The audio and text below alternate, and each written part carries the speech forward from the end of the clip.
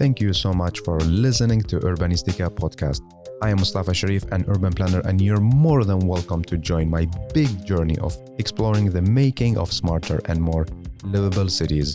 Please don't forget to follow Urbanistica on the different social media platforms, and also let's connect on LinkedIn. Big thanks to Urbanistica podcast partner AFRY. AFRY is an international engineering and design company providing sustainable solutions in the fields of energy, industry, and infrastructure. Are you ready for a new episode? Let's go for it.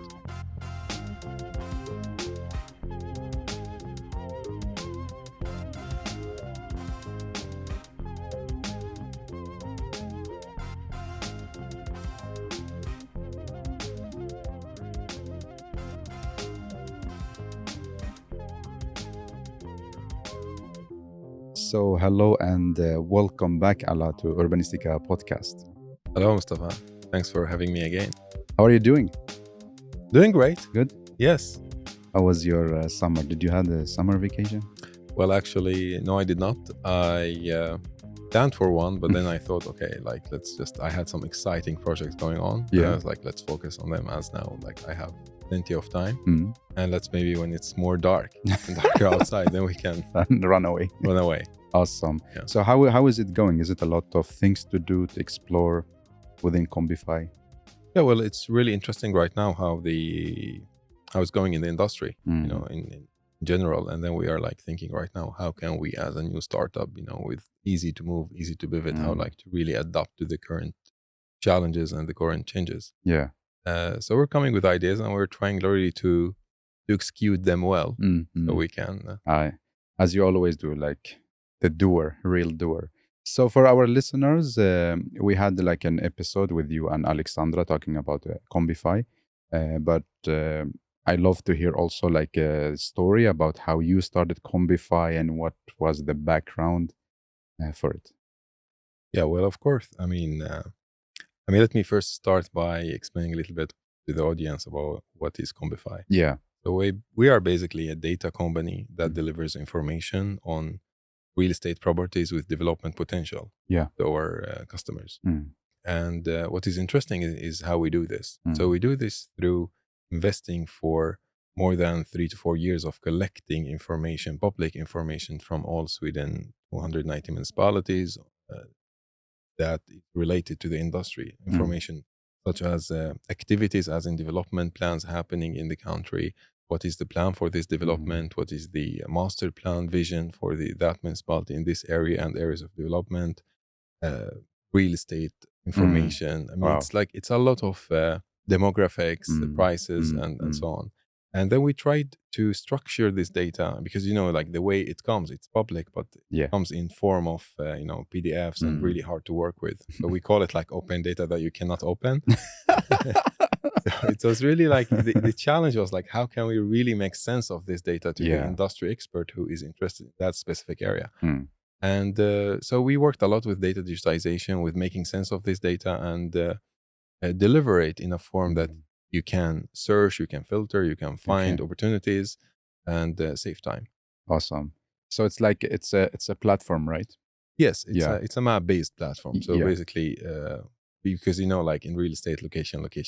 Exactly. So so it's a map-based platform as you have Google Maps, but with all layers of information that you need to help you make data-informed decision. Awesome. And who can use this platform? Who is the target group? Well, in generally speaking, it's business professionals in real estate industry. Yeah. But the main focus, I would say, is real estate developers, builders who are looking for new land to develop.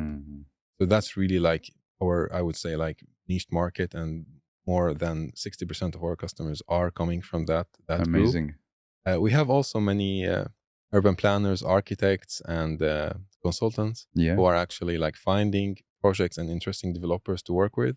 So also it's a business opportunity to prospect and find interesting projects to work with. And then we also have other businesses who are not real estate developers themselves, but they are looking for a piece of land to their own business. So they are expansion companies. And I usually describe them as companies or businesses with big real estate footprint, and they are scaling. Okay. So we help them like gas stations, like also like grocery stores, certain brands. We help them identify next locations. Like where is the best location, like Exactly. now, and also according to the development plan for the city and so on. Exactly. Right? Yes. That's so cool. Yeah, I think so. Yeah. Yeah. How big is the team of Combify? Well, we are around 16 people in Sweden. We have Yeah. also like a big team that works with us online on project base. Yeah. On digitizing like really old documents and something that is really complex. But in Sweden, in our office in Sweden, we have 16 people. Awesome. And like, there is a lot of talks about AI and the danger of AI and so on. How do you see this within our field, like within city making? Is it something going to be dangerous, or no, it's like good to have it? Well, of course, like with every single technology, there is like pros and cons, and it just really depends on how you use the technology. And we think there is like a great potential now using UI, especially if you have big data and you can actually utilize that data warehouse in something that is useful. Because I will give you an example. Like for example, like the profession of the profession of real estate agent, has been there for like ages. Then the middle man who is helping you to close the deal and find interesting objects. Well, I mean, this type of profession is basically built based on your network and your know-how and what do you locally have information about. And then someone's with a need comes to you, and then you start presenting this. But you might not have all the information. You might miss some parts, and you might be sometimes like some information missed through the communication between the buyer and the one who has the information. And we think right now, like if you really can describe in plain English text to the type of property or the type of land that you're looking for, and then we can actually show you all the options. Translate that like a human written text of you describing something you are looking for into data inquiry that goes to a database, and then tell you like, here are the locations that we think might be matching what you're looking for. Yeah, so it's not like the common looking for like a land or a place. It's like you put the filter, you check here, you check here, you check here, and then you click on search. Now I can write exactly what I want. But like in the, in different platforms, I see like you can look for something, for a land or something, but it's only what is available, or it's only some criteria. Like I cannot write that I love to live within this type of trees or within this type of nature. But if I understand you correctly, like with AI, I can be closer to what I am looking for. Yeah, exactly. I mean, it's of course it needs a lot of optimization. I mean, the way we see it, but if we think about like the Google era when it made it possible to index the whole web, and then I looking for this, and there are the web pages that you should like visit. Yeah. But now like what really was really big with AI or like with language models, that you can actually ask the question and you get an answer. Like you don't even need to browse any website. Exactly, to look for the answer. Exactly. You have the answer. Like you got it. Exactly. So today, like if you example, like if you look at like real estate development, the industry in general has been reactive. So basically, you have information, and then you react to the municipality vision or the certain development or certain players, building something. So like you tag along with fulfilling certain service. But what we thought of, okay, how can we be proactive? Like how can we actually add the data and structure it about the city and the demographics and how are like what's going with the market trend right now and the people need, and then reflect that back into opportunity to people who are looking for it. So like you build, for example, like quickly an example on like you develop schools, right? So basically you already have an idea where you need a school based on your own research, but we can also tell you like from a school need perspective, here are like a heat map areas in Sweden. Like this is where we expect schools are needed based on what is demographics, changes, ongoing development, and all of that. And then you ask, now we created like a new area for you to look at, and then we start providing you with the information. Wow. So that's how we see AI and leveraging the new technology. Does the market here in Sweden understand like your platform and how AI can help them in finding the best location? Yeah, I mean, our customers, eventually, of course, they are already in the game. Yeah, but it's of course it is a tradition. I mean, you are from the industry, you know that it is traditional, and people tend to do things the way it has been always done. Yeah. But what I like about Sweden, that actually people are like more open-minded. Like I would say, like they are like also like they have always like an eye on the technology and how it can help me. But also it's a matter of time. Yeah. Like how much time this new technology is requiring me to put in order, like in comparison with what I am doing now, the value I'm receiving also. Yeah. Right. And it's also like a generation game. So like we notice sometimes it's you pitch the idea to someone like a company owner that is like more of like like the older generation. They love it, but they are not going to use it because it's a lot of like dealing with maps and like filters and stuff like that. But then they like introduce us to maybe someone working with them who is like like a tech nerd like us.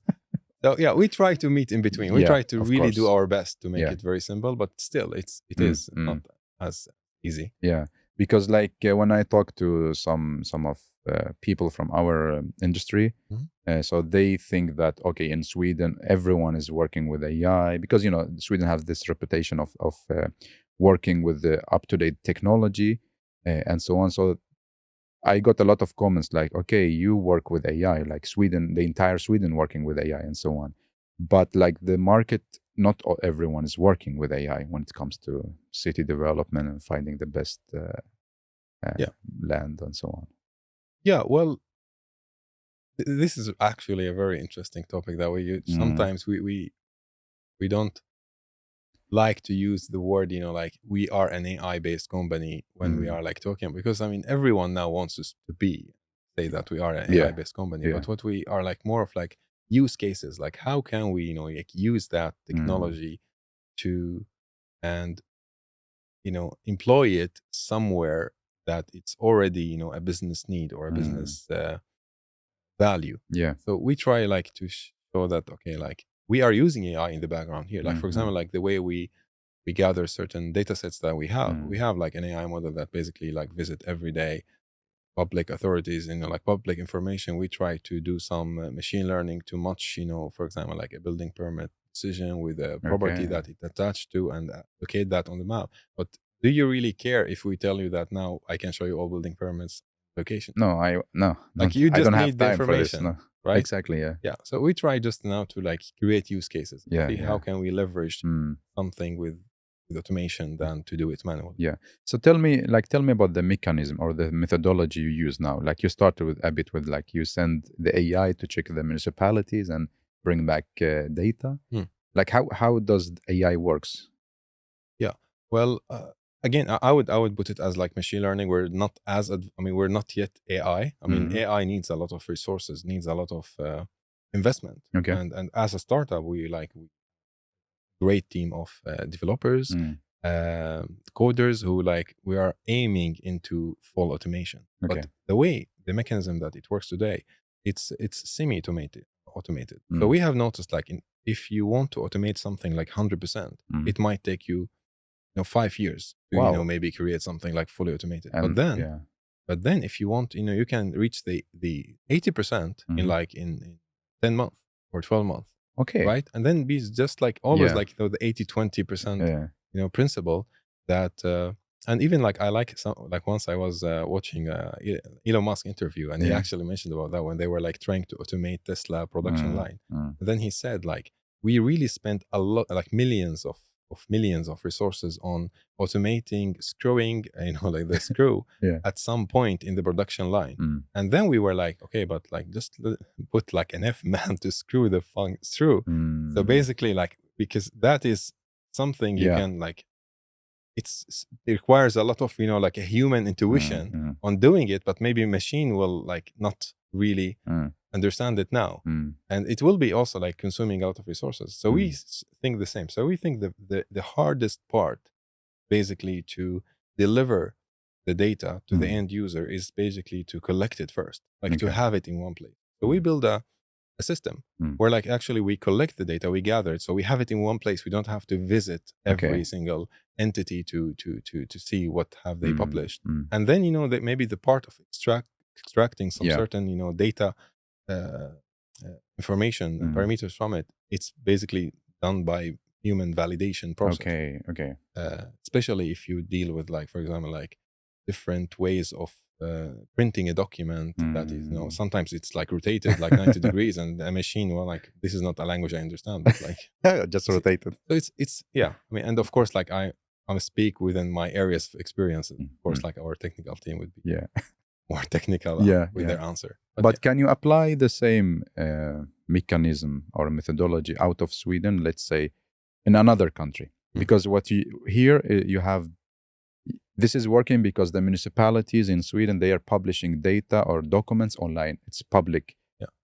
Can you do the same thing in other countries? Yeah, well, I mean, for now, we think that we are like at least like now taking the initiative to create a momentum, because we are barely working with public entities who knows the value of basically making their data available. So I think, while we are creating this, solutions in Sweden and countries that have already, did a lot of work like open data initiatives. So like other, public entities are also, tagging along.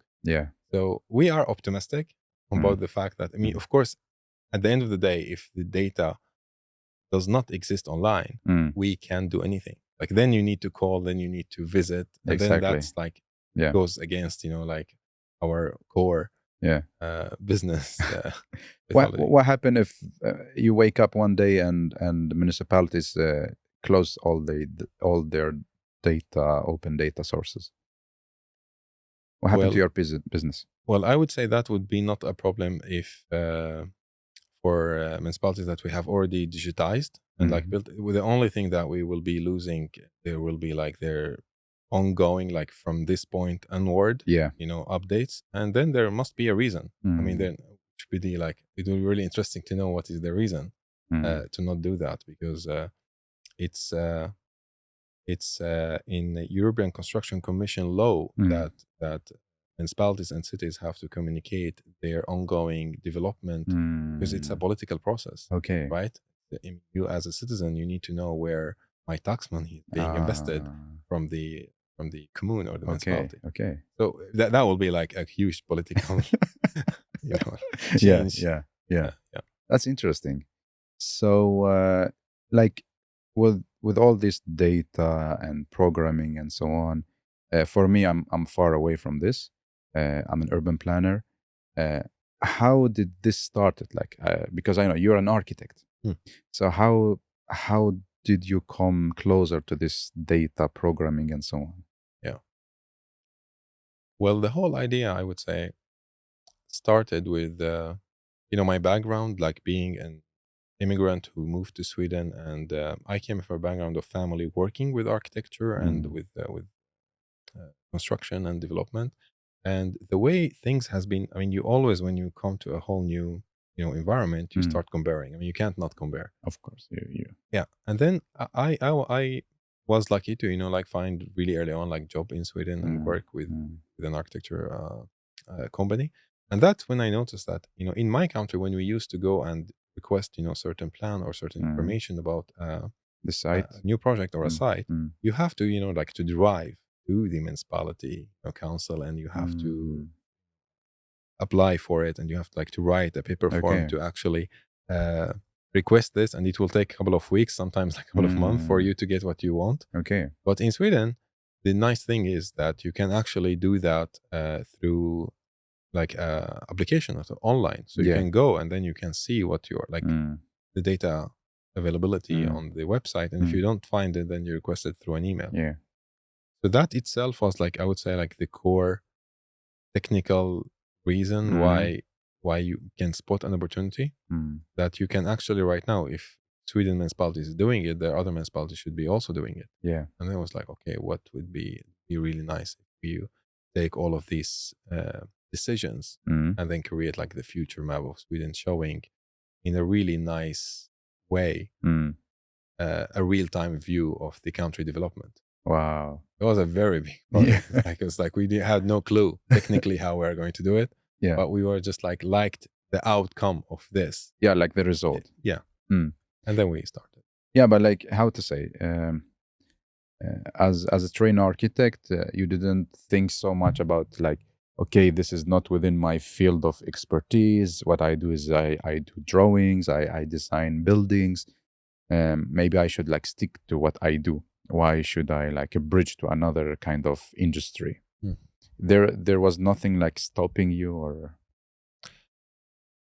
Yeah, I would say that the whole reason why I studied architecture in the first place was like me being very curious about the philosophy of architecture and how can you, like it's a really interesting field where like you can actually merge, your artistic interest with logical thinking, like the form follow the design or design follow the form and all of that, like we studied at school.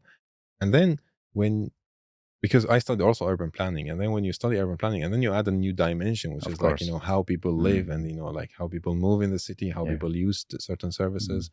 And it's a lot of philosophy. People think like architects are like, for example, like engineers who are like just studying like weight and like what type of material and and resistance. No, we actually like more on that artistic side. Like we are like forecasting like some like a new location. You can't do math.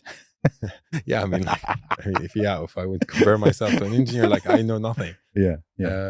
So that was like a really huge interest to me, and like how to design a city. Like, what does a city even mean? Like like how historically a city has been developing through different generations and circumstances that happen to a city. So I would say that interest made me very excited about the idea of working with maps and working with bigger scale. Not to go inside the building, but maybe zoom out from the building and do the urban work. Yeah, but now you're doing like urban tech. Yes. Yeah, like because my question, what I'm trying to get is that as architects, we and planners, we have always like interesting ideas, but maybe we are afraid of exploring them and so on. What I see in your case, you had an idea and it's completely related to another type of industries like programming and tech and so on. And I guess you're not a programmer, right? No. Yeah. So how like what made you, okay, I want to make this happen, even like if I will collaborate with programmers, like I have this idea and I want to make this happen. So what made you really go for this idea and explore it? Well, I would say that maybe due to the fact of my background, like that we are more maybe like coming from intuitiveness, side that we don't really, or at least I will speak about myself, like I don't plan too much, like because when I planned my life, it didn't go as planned, and that was okay. I mean, I figured it out as I moved on. So when I have a new idea that I feel like very excited to execute, I really can't ignore it. I really like my brain keeps going and like thinking of like of all the time. So I learned through years, of course, that good execution is way more important than great ideas. You really have to execute well. Yeah.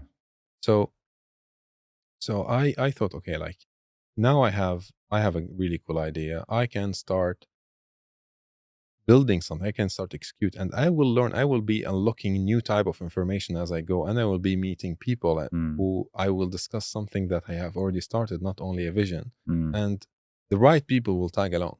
Okay. They will come. And like when you were like kids and you were like plan, like a certain, like a football game or something, and then you start like speaking about it, and then people like start jumping, and then you have like oversupply and everyone wants to play. But I feel like the same, like with business. Like, I mean, this is my idea, and you see, like they respect like people who tag along, and they respect that you actually have spent efforts, even though maybe the technical part of your execution was like really dummy, but at least you're really trying so hard. Yeah. So and that also, like for us, me and my co-founder, we thought like, okay, like for us, the best way to do to basically execute, since we don't have those like unlimited access to resources. We had like some savings and we started the company. It was like, we need to find customers first. Okay. And start like pitching what we're going to do to them. We're going to like have some working models, and we will work with them, and then we will learn as we go. And it took us 4 years. Like, it was like not overnight. 4 years to what? 4 years of consultancy work. So basically pilot projects. So it was like we are delivering things with a little bit like more extra. So like, like you want to, as an architect, you want to design a project, and then you get, your fees as consultancy service. We were doing exactly the same, but with, this extra sauce. Like, we were like delivering the project with like the traditional way, like, here are the drawings of like you can print, but here's also like a digital model that you can actually, communicate with. And then, like, so they were getting the value that they were like signing up for, but also like something really exciting. So they didn't pay for. And gradually they started to not asking us to like stop delivering, the things that were like, like we ask traditional way. So now we start actually getting customers who saw that digital model and they're requesting, like, can you do this for my project? Okay. And when we felt that we know now enough about the whole like data needed, then we pitched the idea to investors, and we take it from there. Of course, like recruiting now the team who can build. We knew, I mean, what is really important that I don't have a technical background, but like I knew what I need to build, like the architecture of it. And of course, I was lucky to find really great minds. To join. So like, what is your advice from your story? What is your advice? Let's say you have a lot of listeners with the great ideas, but as you mentioned, like, great ideas are not enough if you don't work on make them happen. So what, like, top 3, what should they go for, or what should they do in order to make this idea come a reality? Well, I would say don't overplan things. It doesn't work. I mean, it didn't work for me, frankly.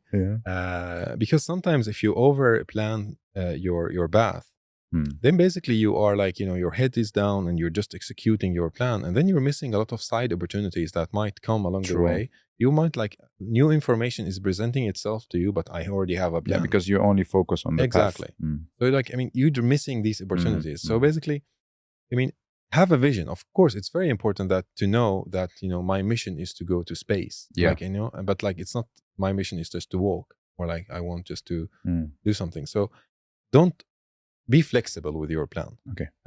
Next, be patient. It takes time. Like, and this is also the advice to myself right now today. Like, still, I forget a lot. Things takes time. I mean, your idea is noble, but it doesn't mean anything to anyone if it doesn't have good execution. And good execution needs engineering, and engineering takes time, and it's a lot of, boring details that will come and you need to fix. When you like always like your demo like break on the stage, even though like you have really did everything. It just, this is how life works. Yeah, exactly. So be patient. And I would say third, find people who have like a like-minded, who are like attached to the same vision, because you can't do it yourself. No way. I mean, no matter how skilled you are in certain areas, there are some areas which we are like weak, just due to the fact that this is how nature works. So find people who are like-minded, who are good at things you are not good at, and try to communicate really well with them, and try to keep going non-stop. How did you find your people? Well, it was not an easy process, of course. I mean, it was like not everyone we worked with was like, oh, how amazing. Like, of course, we met many people that were like, okay, that's bad. No, but like now it's really hard to get out. So, but generally speaking, we had really great people in the early days. And today we are like extremely, extremely proud of the team we have. So my co-founder was someone who I met at an event. Alexandra, Alexandra, you have interviewed her. So we met at an event Leksands Kommun, Leksand municipality, where we were like both speakers about integration in the labor market in Sweden. We were on the same table and we clicked because we both were like really dreamers and we had like big ideas. So on a friend level, we clicked, and then we started talking about life and goals. And it took me like, 2 to 3 months to pitch the idea of like starting a company to her, and she tagged along, and here we are. The other members of the team, we also like, it was like our, for example, CPO, or like chief product officer, we had him as a consultant, and he had like a lot of options and plenty of companies he was working with, and he saw our passion, he liked the idea, and he tagged along. And then when I could notice that he was like soft about like more leaning towards like working with us, it really like engaged in the product discussion than just the technical side of consultancy. I was like, let's just like hit it. And then I pitched the idea to him, and he joined, and he became also an investor in the company. And I mean, with him together, like we also like I had, for example, like one great amazing person who is also an urban planner, who he called me once, and he was like, like, I'm now leaving my master study in Syria. It got really tough, and if you have some projects to work with, let's just discuss. I pitched the idea to him. I was like, I have this idea on the side that is really cool. Shall we start working on it? And we started like next day. And today he is here in Sweden. Like, awesome. I mean, you also met him, and shout out to Ahmed. Yes, Ahmed, and he is like the master GIS developer we have right now. Amazing, doing amazing work. He knows about Swedish municipalities and more than anyone else in Sweden. That's so cool. Yeah. No, I think it's inspiring that you met your co-founder and work on this idea in non-architectural event, right? Yeah.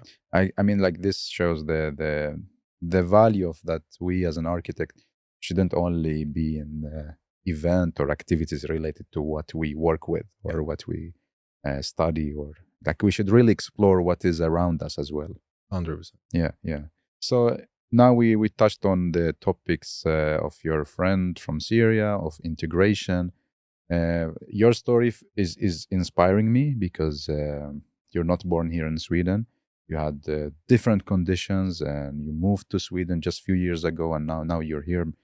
You met the king, so congratulations for all this success and awards you're getting. So I want to explore more your story. Take us back in time. Take us back to Syria. Tell me like about you, where you grew up, and how this passion to architecture started. And then we're gonna travel with you all the long to Sweden and see how your life was and will be. Yeah, definitely. I mean, of course, I am Syrian. I was born and raised in Syria. I spent most of my life, the first 25 years of my life, in Damascus. So I grew up in a family with a background, as mentioned before, with a background of architecture, interior design, real estate development. That was like basically like what my father, my uncles, and everyone in the family were doing. Yeah. So like I was like familiar with how things work from like really early age. Yeah. And it was really, I mean, here's an interesting story that I never told before. Like, I mean, basically, how did all started? Yeah. It started actually by my grandfather. Stained glasses. The colorful glass that they put on churches and mosques. Yeah. Like the really nice one that gives you this really nice, feeling when you enter the building. So basically, he was like the one who really like brought this to all Damascus. So he was like, actually, like to create stained glass, it takes a really high temperature, like around like 1700 degrees Celsius plus, where you put like sand and other materials to create the glass, and then you add colors to form the new material, and then you strain it and you create the shape. You wait until it's cool, and then you create your own design. Yes. So it's this process, due to the fact that it requires a lot of heat. Yeah. So basically, we got our second name. So like my second name is Alshawa, which it means like the grill master. And many people think that because like we were like grilling food. Like this is what I thought as well. Everyone thinks like that. I was like, Alaa the griller, like, okay, they might have like a very big restaurants back home. Yeah. But it's not this case, no? Exactly. So it's like he was like, you need more heat to do glass. They basically, it was like Alshawa, which is like the griller. Yeah. The grill master. I mean, actually, it's the translation. So what is really interesting about the story that the new generation in the family like inherited the artistic part of it. And then you can actually see in my family, we don't have that many, and we don't have like, for example, like 0 employees, like all of them are like entrepreneurs. Okay. But like everyone there almost is entrepreneur, like very few, not like the way it works in the West. And then, so you have like many artists, many musicians, like my father and uncles had like a band, music, everyone like had his own instrument. And then you have like poem writers, and that we discuss a lot of like for example, my father always have like a side project, like he's always like working on something artistic, like taking something and then working on it home. So we always had like this interest of art, and that were I would say like my passion about, because I was also like computer nerd. I get access to a computer when I was like really, really young. Okay, that's good. We were like the few in the school who actually I had computer home. Maybe in the country as well. I mean, it was because like really rare to find. We are the same generations. Even still, I am from Iraq, but like back in our days, it's not like very common that you have a phone or computer. Yes. Yeah. And so my father was like really believer of technology, and he actually bought us like a computer, and that for the reason that he was at that point, like people started to use CAD for like drawing, and then he was always like doing this manually, and then he saw like, okay, there's a great potential here to do like more smart work. So he got me the computer, and I was instead like just playing video games on them. Like I was like, I'm definitely not going to do anything. So I started like really getting obsessed with like strategy games and like technology. Then I spotted a business opportunity with him, and I was like, I can do the drawings for him. And How old were you? I was like 15, I would say 14, 15 of that. Yeah. I was like, it's easy. So young, Yeah. So he showed me drawings one day, and I was like, can like you do on this? Paper. Yeah. Like printed documents. I was like, because he's an architect. Yeah, he is interior designer. Interior designer. He is like, but you see, like there you study interior design, but since it's not like a corporation based, community, so basically you develop through the years, and you become yourself like the do it all type of person. And he built a company based on like 120 workers who were like executing projects. Okay, so he showed you like a drawing of like a villa, like just like a residential design. He's like, can you do this on computer? Like you are like spending most of your day. Do something good in your life. Do something, exactly. Like typical Middle Eastern father. I was like, yeah, I can do it. I was like, but why would I? I was like, so he was like, tell me, like, I will like actually like he had a deal with me on basically like, I will give you this if you can manage to do it. And I started like really like learning how to do it. So I remember like I downloaded AutoCAD. Started like really learning how to do this. And I did it. It was not as good, but he was very happy that like you usually better than nothing. So he actually rewarded me on this project, and he started like giving me more projects, and I was exploring more. And there were like I reached basically now first year, or I graduated the high school, and I was like, I already knew that architecture is my thing. Like I love the idea of shaping, and modeling things. So that was. And then you started to study architecture in Syria. Yeah, but I also like created trouble to him. Tell me, because I mean, because like in Syria, like education is for free, similar to Sweden. Yeah. But then there were like this new university that is really cool. It was called like a private or private university. They're called Arab European University, and that was like we study in English. We have Arab European University. Yeah.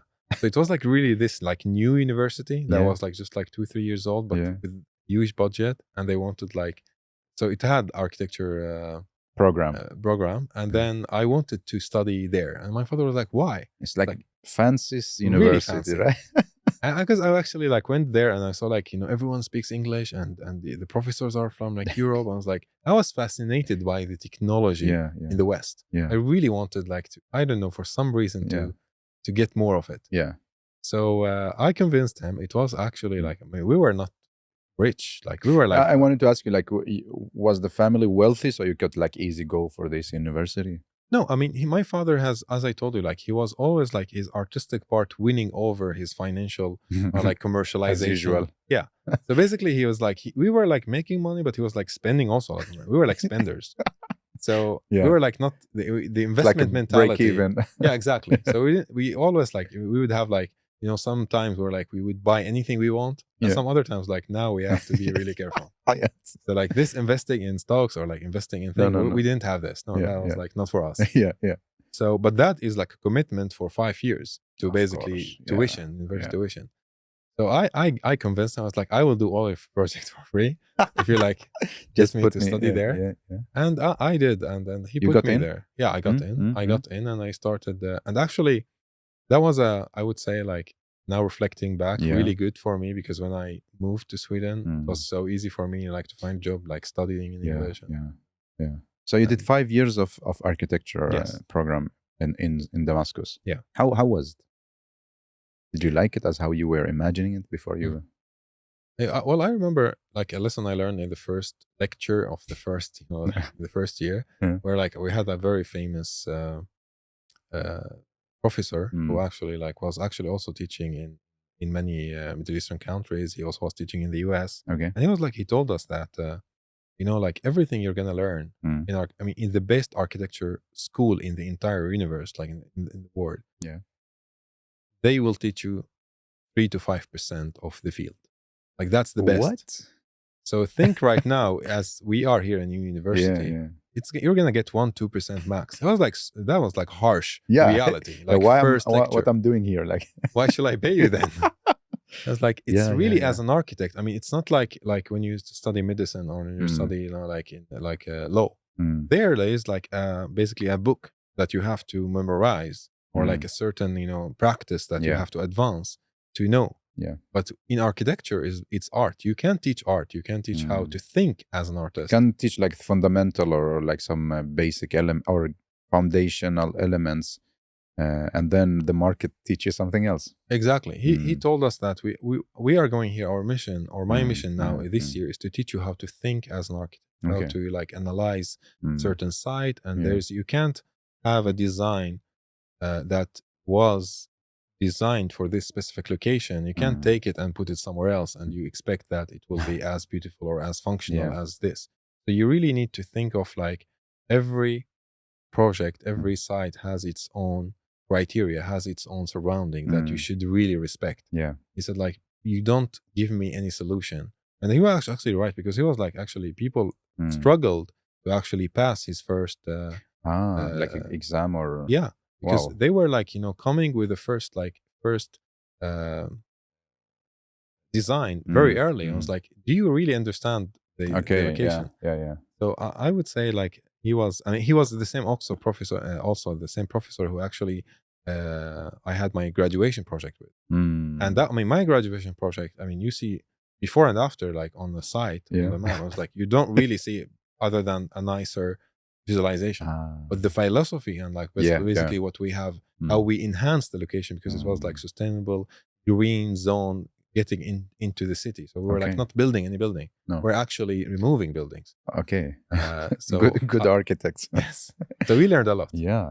You remind me of my professor in Politecnico di Milano. His name was Professor Rocca.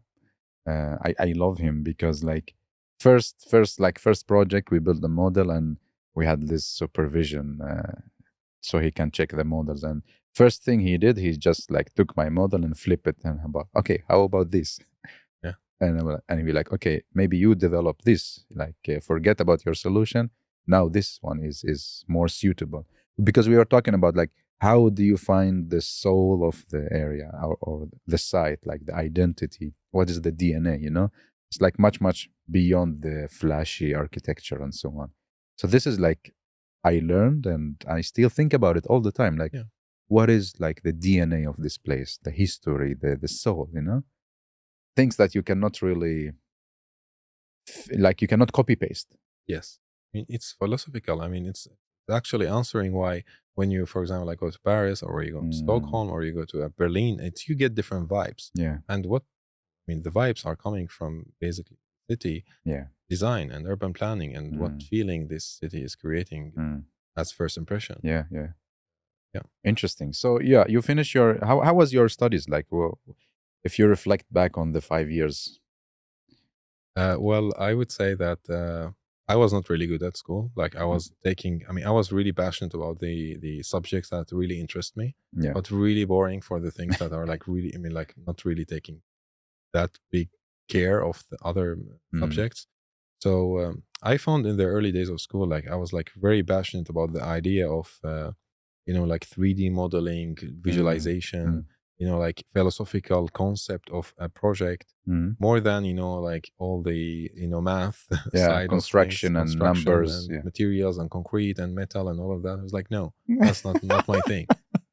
So, and like at university, you study like different everything almost.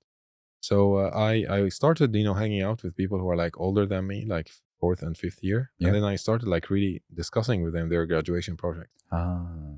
So I was getting involved and I was like asking them to come in and start helping them with the digital part of it. Okay. Because they were like not really strong there.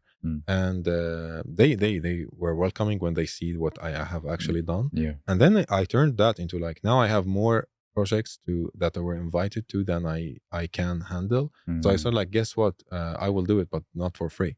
I will actually charge you as a consultancy base to do this digitization and like rendering and video animation and all of that. I was almost like, like one of the very few people who could do it in the university. So you started like a kind of business within the... Yes. So I actually ended, I remember like my graduation project, that was my project number like 24. You're kidding? Yeah, really? So I did like 23 graduation projects before I even did mine. Like visualizing and modeling and so on. Yeah. So I had many concepts and I loved just like that idea. And I had like also like some people who were like working also in the like, it was not an official company, of course. Oh yeah. So they were like getting black paid. market. Yes. Is there something you regret about, like you regret not doing during the 5 years? Like something now when you look back, you say, I wish I could do this when I was a student. Well, I mean, regret is a very strong word. I mean, I don't usually like use it because I would have never know where I would be if I did something differently the way I did them. Yeah. Let's reformulate the question. Is there something you would love to do more, or you wish that you could do? Yeah, I mean, it's more softer now, right? Of course. I mean, of course. Like, I mean, now, like learning what I would now maybe like stop charging like students, and I would maybe like more go for like the advanced students who like just to get more of what they have been up to. Okay. I would also be more like engaged in the actual, like how things work outside the university campus. Like I would be like more interested, which I actually got into in the last year, but still I learned way more learning about that, like at university on a presentation, you can do anything. Yeah. But like in real life, it's really like, maybe the architect has, 3% saying on the project. Yes.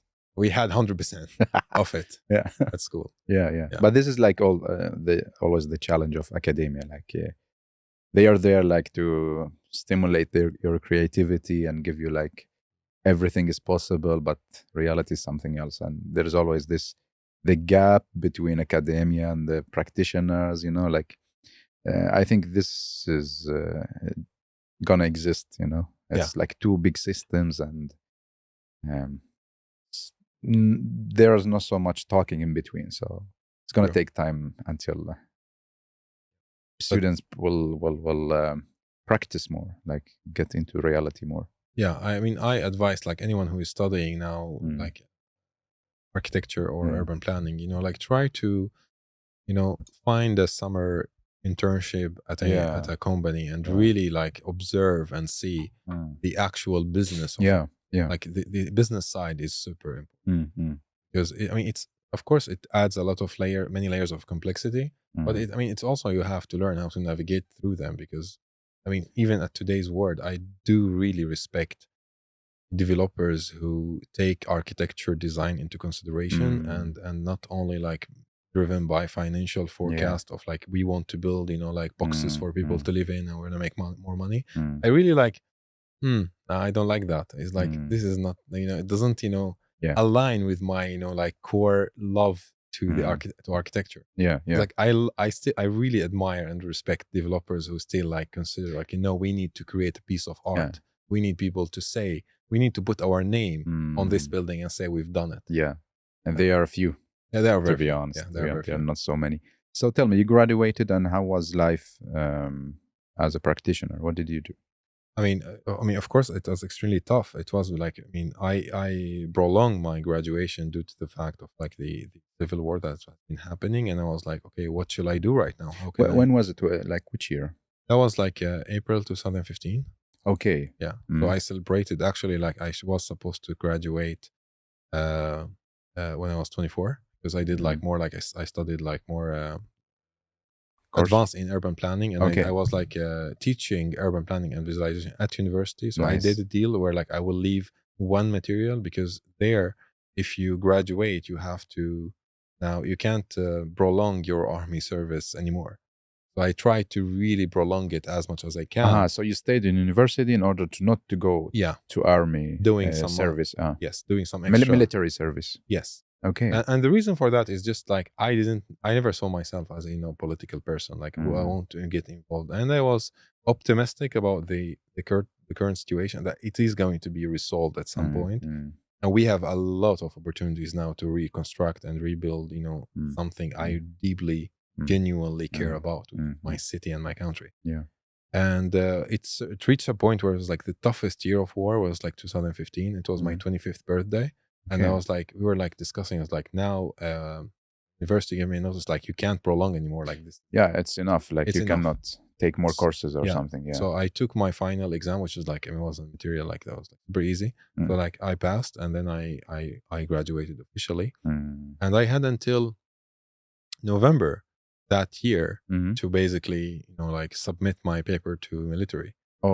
And so I was like, okay, now like it's so there's no other direction. You have to go to the military. What happened if you didn't, like, if you just started this architecture studio and like skipped military? I had back then like architecture studio. I was like working. But the thing is, like, you have like, you can't walk in the city. Basically, like I had checkpoint just 100 meters from where I left.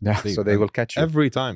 Basically, exactly. So basically, you have to go do it. And it was not only like a me thing. It was like any like man in my age is it had the same 24 or 25 when you have to join? It's 18 if you're not studying. Yes. So, but because if as long as you have like your education going on, so basically you can prolong it until 40. So like if you are like 40, so I can't study until 40 unfortunately.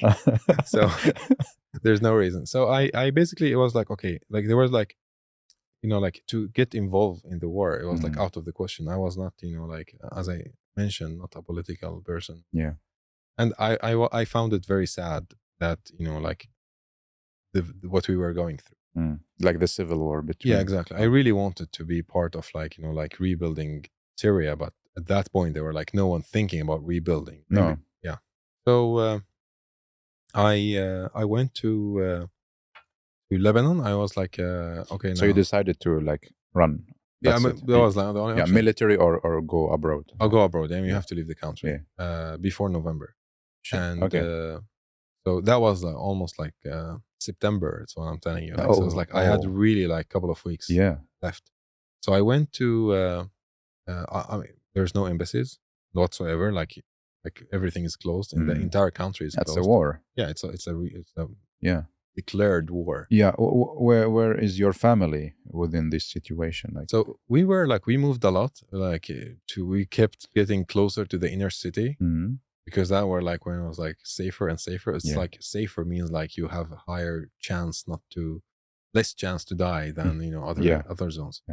So we kept moving, and then I have a family with extreme pride. Like we don't leave the country. Okay. And that was also like a thing. Mm. Many families left, but our family was like, no, you stay and we're die here. Yeah. And but for me, it's like, okay, but now I can't do anything. I have to. I'm sorry. I have to figure it out. I'm like, I'm not part of this. So we. I was like, okay, I will go to Lebanon, and then maybe to Turkey, because that was like the only country almost like that give us like open visas or open. So I will figure it out from there. How many are you in the family? Like, are you the only child? I have one sister and one brother. Okay. Yes. So we're like quite, and I'm the oldest. Yeah. Okay. So, yeah. So you went to Lebanon? I went to Lebanon, and I remember like my father like told me when like in the car, just when saying goodbye and taking the taxi to go to Beirut, because we go through taxi, and he said, because they kind of sensed the idea of like what I will do, and I might be like going to a European country, due to the fact that I always like talking about the West and digital world and all of that. And he said, just I want to remember, we are a family. We're not a family of immigrants. We're a family of pride. And that was like really powerful statement from him, that he didn't tell me not what to do, but he just reminded me of who we are. Exactly. And I was like thinking when I was on my way to Beirut, I was like, what does he mean? Yeah, exactly. Like what do I do? Yeah, exactly. Now, so I went to Lebanon. They gave me 48 hours to stay. You were alone? Yeah, I was alone. Wow. 48 hours to stay, and only like as a tourist visa, like on 2 days. Tell me about your feelings, like when you were in the taxi, like scared or I don't know, happy to go away. It was not easy. I mean, as I said, like I was not the only one. I had mixed feelings of like, someone who is looking for a brighter future, someone who is really sad for what's happening to the country, but at the same time, that's someone who run out of options. Like I really genuinely tried my very best not to do this, right? Like it feels like, when home is like kicking you out, like it's really, really hard, Yeah. So it was a very mixed feeling period. That actually was not only like me leaving, of course, that was very strong, but also like the entire journey until I arrived here. Yeah. I how to say? Of course, different stories, but I have been there, like flying away, running away from home. It's a special feeling. So tell me, 48 hours in Lebanon. Yeah, so I booked a plane ticket to Istanbul in Turkey. Okay. And I had to stay one night in Lebanon. And I remember like I went like to the Corniche in Beirut. I was like walking. I was like, what is going to happen? Like, it's really like, just imagine that you had all your life like figured out before. Yeah, right. I will be this. Yeah, now you have no clue what's coming. Like, really no clue. So I was waiting until my plane, and then I went early to the airport due to the like traffic and all of that. I was like, I'm trying to keep it, together while like I have a lot to think about and figure out. Yeah. So I went to the airport, and then I went to Istanbul, and then there was like, boom, you have like 4 weeks, 1 month. For what? Tourist visa. Okay. Like, I'm not tourist. I'm not. I mean, I'm not here to have fun. Like, I'm here to figure out life. Okay. So yeah, I had 4 weeks to figure it out, and of course, I had like 2 friends who were like already in Istanbul, which I contacted, and I met at the airport, and then we were like trying to figure things out together as a group. So there is like no option to go back to home. It's like not on the plan, right? Yeah, now as I left, like, I mean, now if I go home, like they will be like, okay, yeah, they will take you to the military. Okay, so in Istanbul, and then. Well, in Istanbul, I was, like optimistic. I was like, I'm gonna contact now embassies, and they will be like, "Oh, Alaa, you studied architecture. You know how to do 3D modeling. Smart, yeah. Yes, we're now sending you a private jet to take you, to our lab." It's like I really was like, I was like thinking like, okay, I mean, I can communicate in English, like, 'cause I'm not like really like a master, but like still, I can speak about myself. Yeah, I have a degree. And I have savings. Like, and I'm handsome, and plus right? Like it's a plus. So I was like, okay, we'll do it. And then I had like some close friends in the US, and like the US was like always like the destination. The destination. Yeah, I read American dream. American dream of like Silicon Valley, tech startup, like big ideas. Yeah.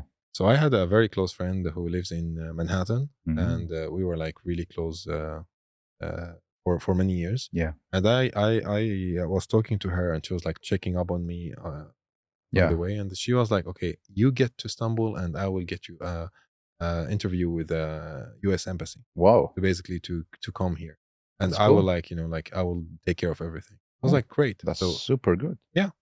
So you have connections. Yeah, I mean, yes. It's like yes. Well, like really, like it's a really close friend who actually came here to Sweden a couple of months ago. Okay. So we're still until today very close friends. So she started contacting the embassy, and they actually like she managed to get a response. I mean, just getting a response. Yeah, right. Was like a big thing. Who care? Like yeah. But the response was like, yes, we can interview him, but they give me. I was super happy because my interview is due to 1 month. But then I noticed the year, it was 2016, November. And I was like, we were like 1 year from that now? was like, yeah, that was like October 2015. It was like, so 13 months to meet me. I don't have that in my book. No. Like, I can't afford 13 months of waiting for something. I don't know how it will go. Yeah. So we tried, and they said like, you're sorry, like, I mean, you were just in the line. Yeah. So, okay, what to do right now? The idea started as a joke, like with friends, like maybe like can find a smuggler and we can like go to Europe. I was like, no way. Why would you? Why would we do that? You said that you don't want to go? Yeah, no. I was like a big no. Okay. And that's to do the bride, like thing. Yeah, like what your father told you, like we're not immigrants. And the news were like not really. I mean, you were seeing people like jumping off the train, and like the whole drones were like footages showing immigrants coming, and there were like local people were scared. I was like, I don't want to be part of this. I want to come the right way. Like I want to arrive at the airport. Yeah, get an official letter from the embassy. Exactly. And, yeah. So I was like, I mean, I knew that would be like really a bad way to do it. And then I started like calling, trying to find job, turn my tourist visa into a working visa. I mean, they had like 1.5 million Syrians. They were like not really like, if you're Einstein, we don't care. Like we have too many of you. Yeah. So like it's not really just the fact that you are coming now, you're like ruining our country. So no. It's like, but just listen to me. We have enough. Yeah. So we're like, it's just negative vibes already, like if you have this. So it was like I couldn't really like find something. And any type I'm not telling you I want to have an architecture job. Okay. Like any work. Like anything that is like I can turn it into at least a working visa. Yeah. And then we'll figure things out. Yeah. But no. Okay. No, like not even supermarket, like whatsoever. Okay. I was open, like just give me a job. Yeah. Just give me a job. Yeah. So then we were like, okay, now it started like now the option is to actually really find smuggler. So like this is it. This is it. I mean, people were like, when we were like discussing with them, it was like, we've tried this. Just I'm giving you a shortcut. Like just you're not gonna get a job or something. So like don't even try. Like we really tried. So did you call back home and ask them like, hey, what should I do? Like I'm lost. Yeah, I mean, my father was like, I mean, like, I can send you anywhere. He was like, still, how much money? Like it was like for him, it's like money will solve it. Yeah. But like I had, good savings, so it's like not really a money problem. Yeah. More like a, access problem, like visa problem. So like it's not really a thing. So I then we found a smuggler. Like I was like, and then but on the meanwhile, how we actually there were like an area, like a cafe, like a really like local cafe that's very shady. Yes. That like you have to come through another person and you have to speak some keywords. Like in the movies. Yeah, it's so scary because when you go there, it's like already the area you don't feel like it. There is like it's not urbanized. No. Like you still like it's scary. You have to be careful. You don't know who's gonna steal you. Okay, so the atmosphere is not really welcoming you. No. Okay. No. I mean, and like everyone is like there, like looks like that. You are coming here for this reason, like for maybe buying drugs or whatever the hell. It's not something like legal. Yeah.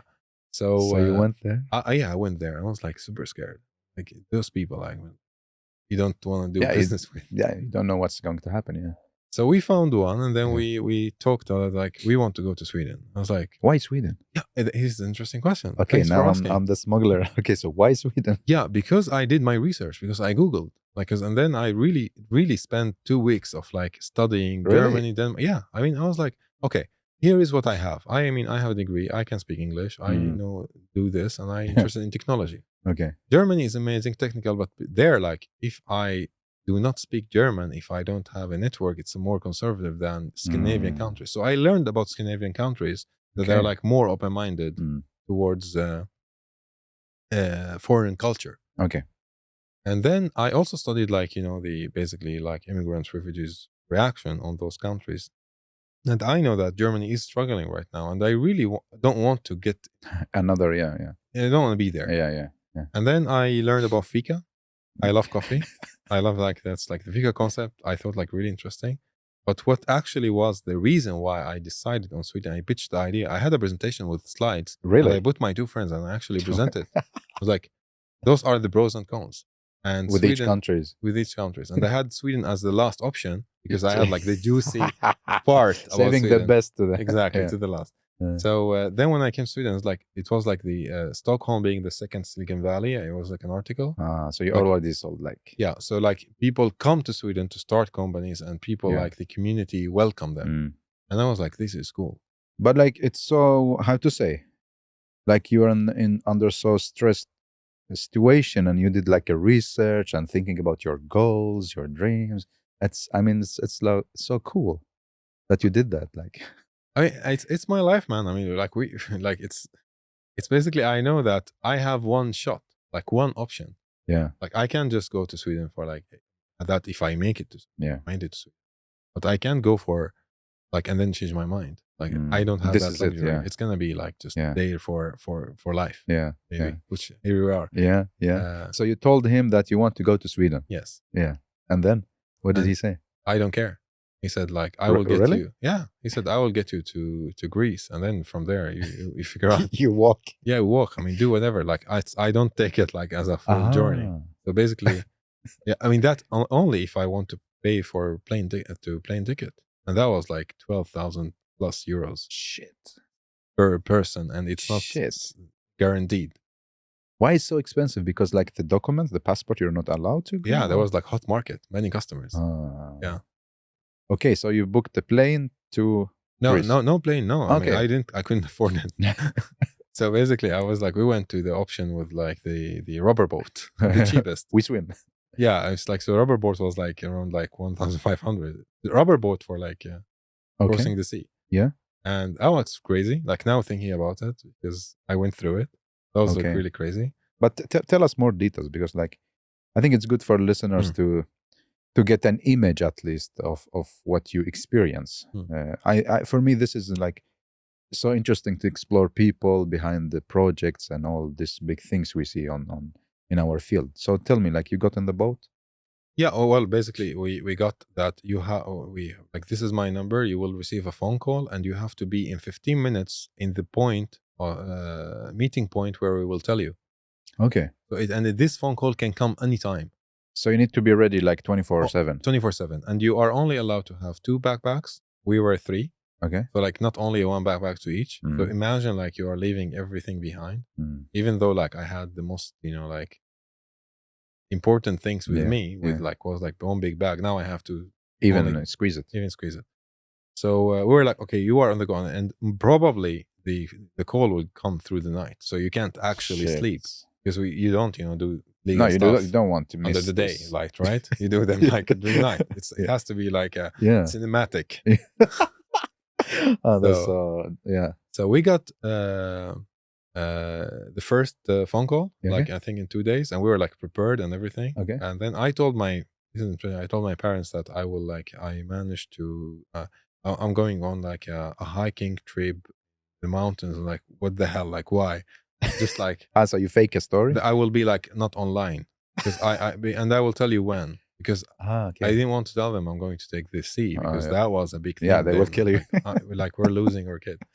Okay, so you went to hiking. So yeah, I was like going to hiking, and then we actually managed to get a visa to the.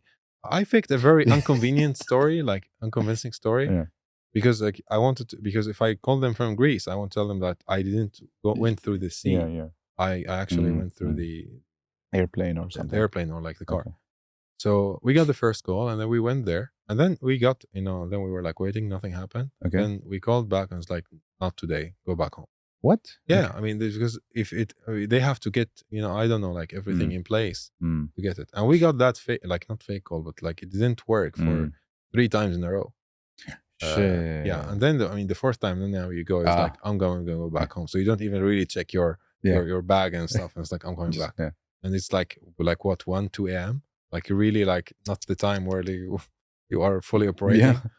So fourth time, actually, the bus came, and then we went, and then the bus would start to stop in different points and get more people. Okay. And we were like full, and then they took us to a forest somewhere. Like we were in the bus for, I would say 5-6 hours. So we arrived. God. Around like 6 in the morning. Wow! And there were like people like you, or families, kids, or how? Oh yeah, I mean many families, kids, elderly people. Okay. Basically everyone were there. Yeah. So we were now waiting on the beach. Like, I mean, we were like kept traveling, and then we were like waiting on the beach, and then we had to stay because we were around 120 people, which is around like 3 boats, because the rubber boat that built for 5, you put 40 to 45 on it. Oh my God. Okay, rubber boat, like this super survival. Yeah, the one. Yeah, the super basic one. Okay. Really basic one. Yeah. And then when we were like waiting, and then we were. I mean, we stayed the whole night in the forest, like because they were like waiting for the right time. Okay. And then next morning around like 5 a.m. That's when we started, like putting the boats together. You have to do it with them, and then there were an argument, and that's like during night between one of the like a father for a household. You and can then just like closer to you. Yeah. So, yeah. Yeah. So there were like an argument that happened between the smuggler and one person, and then he actually put a gun on his head. I was like, you shut up, because it was like his kid is crying, and it's cold and it's forest. Yeah. And it's like we understand. And he was like, you shut up or I kill you. Oh my God. Like, holy shit. And then it's serious. Yeah. And then he was talking, and then after a couple of hours, he was talking on the phone with someone, trying to convince him that, he is the best smuggler. And then, you can see the other island from where we're standing. So you actually see where you're going. Okay. And then he said, like, if you don't believe, here is someone with me who is now going to take the boat. So can you tell him on the phone that you can see the island? I see no island whatsoever. Like, you can only see water. So I had to lie. So okay. Like, what do you do? Yeah, you say like, no, I don't see it. And then you get like no. So I told him like, yeah, I see it. It's clear. Like, I just don't know. in order to survive and not get like the shots in your head. Yeah. So basically, I'm not gonna just like not die here. Yeah. So we waited, and then we of course, like, we decided that we're like gonna help the families first. So we were like group of guys who got introduced to each other, and then we're like, we will be like taking the last boat. Like as the first, third make one, sure that the first 2 families and elderly. Yeah. So we were like helping, and then you think that they will have someone to drive the boat. Actually, there's no one. What? So basically, they have to have someone on the boat that at least have the basics of how to drive a boat. Like, that is not yeah, that was like really like, like, oh wow, we thought like someone will take us there and follow come with back. us. No, you don't get that. Just okay. Yeah, that's a plus service. They don't offer. So like, okay, who guys can actually? And one guy was actually from Egypt, which was like surprisingly, because you don't have many like refugees from there, who actually were like who knew how to like, who knew the basics. Yeah. And then he was like, I will take care of that. Okay. So we waited, and then our boat had actually 2 families, and the rest were like more guys and girls our age. And so we put the women and the kids in the middle, and we were guys like around the boat. Them. So basically, in case something, I mean, you know that eventually we're all gonna die, but at least we die first, or like, you know, just from human nature perspective, like we're gonna be the first one to take risks. So we were like, so we arranged it that way, and they actually threw many bags also, because we were like too many for the load we have. And you know, if someone with a kid, we want them to get of course bag or kid. Bag for the kid, not bag for me who has like 2 pounds extra pounds. Of course no. And you question your life at that point, like you really. I can imagine, because like you're facing the death. Like so you were like what? Like this is for real. Like, I mean, now you are at point, you know, like I don't know, that like the perspective of someone who is like, you know, who does some sort of like a criminal job, but now I know it. That's the closest I got, because you know you can't go back. No. Like now you have already broke the law. You're into the game. So you have to basically now continue. So because I don't know where we are. Yeah, like how did you drive? Like, do you have a map or something? Like how did you drive? Like boat? He pointed there. It's like, you keep going there, and as eventually you will see an island. Okay. Right, and then that's your destination. That's basically our guide. And we have, I mean, hopefully, like, luckily it was a clear day. It was not like it was a sunny morning. So no rain, no like weird conditions that, you know, other stories that we hear in the news. So that was luck. Okay. So we went, and the journey started, and it was fun that in the middle, we're like in the middle of the water, where like you can't see now anything. The boat stopped. The engine stopped. I was like, oh, I mean, like, really? Like, we thought like, this is only stories they wrote on Facebook about, but like, really, will it happen now? What to do? And everyone's, I mean, they start screaming, especially the kids crying, and it creates more stress. And we wanted now to like calm down the driver to figure out a way. I can't even go to him. Like, I mean, we are so squeezed. Packed. So like, I can only speak. Okay. Or like, I have to jump in the water and then like go to him. Like, that's the only way. And so he started, you know, like because, you know, like have this like old engine with like, you have to, you know, like slide, or what do you call it? Slide the rubber. And then, I don't like, it was very basic. Because they know that smuggler paid for that, his investment. So he's losing that boat and that engine. So they don't really like invest a lot. Of course.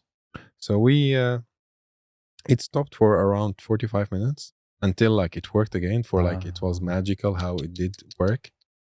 And then we continued, but just imagine the stress. Yes, like, okay, this is the end. Yeah, I mean, then you look at just blue everywhere, like a sky and sea, nothing, and people screaming, like mainly like crying and stressing each other. I was like, please just calm down. But you can't tell a kid calm down. No, of course not. They were like, they see, they're like hungry. They're like a zillion reasons why they would cry. So we started seeing the island, and they were like got closer and closer and closer. That was like after 3.5 hours. And then there were like a guy who was like, you know, like pointing with his hand, like, no. And we were like super scared. On the boat or where? No, from the the island. Okay. I was like doing with his hand, like, you know, like an X that no. And then we were like, so we're like rotating, trying to find, you know, like, because we could see now like many islands, like, you know, like on the horizon. Like, we can't, but we don't know how much, how far fuel do we have that will get us to the other island.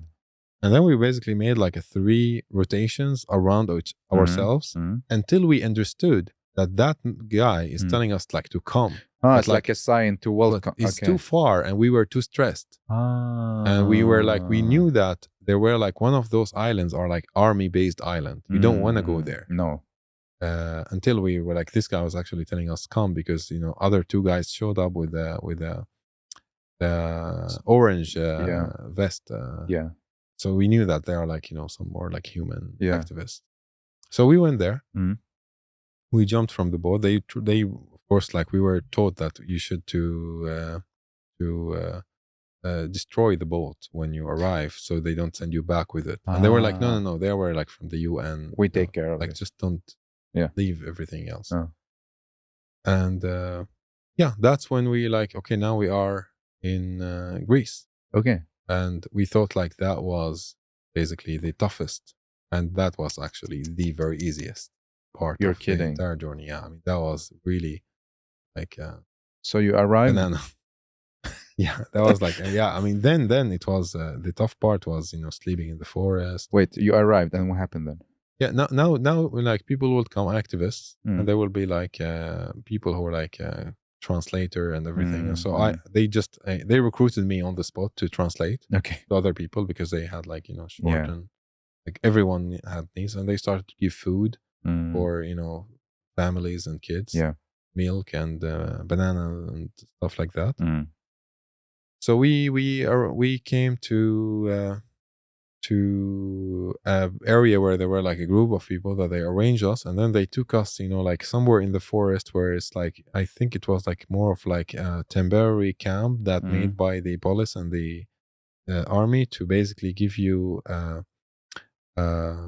a paper that you are allowed to take the now main boat to Athena to continue your way, because there were like some sort of agreement in the UN, the EU, that like we just let people in. Yeah. So, but to get that stamp on and paper, it takes time. So basically, we arrived at 7 p.m. I was already late, so we had to basically camp. I mean by camp, I just basically sleep in the forest somewhere. Oh my god! Like, there were like no. You were like completely dead and tired and like extremely. So we actually waited, and then we were like I was translating the entire evening for like people in need, and then I learned, when you talk to everyone, you learn a lot about how things will work next morning. We asked, and we knew that this gate will open. I mean, what is a gate? Like, just like a metal type of thing that you see like in like a so that we will open next day, and they will start getting people. And then I told my friends that like, if we like sleep here, even though it's like really rush, like ropes and stuff, we will be first in the queue. And I was right. Okay. And so we stayed there, and we were like first in the queue. But something happened that got the person who is responsible angry. So he basically rearranged us. And then we were like, okay, now not first in the queue. And then like someone also came and then asked me to translate, because now they knew me and me. Yeah, you're the translator. So they asked me to translate something, and they didn't let me into the queue again. When I left, I was like, I was just translating. I was like, I don't care. And I understand, like, I mean, it's like, we're not like here, like we're the furthest from being, like a civilized system community and structure. Like, people are like, now risking their life. They don't know what's coming. So and then it started raining, started to get really cold. And then we waited until, I remember, like from 6 in the morning next day to almost like the night, like 5, 6, standing. Now we know we can't leave the spot. No, so because we were like 3 people, like, if you want to go to the toilet, that one of us should go, and then but someone has to save that spot for us on the line.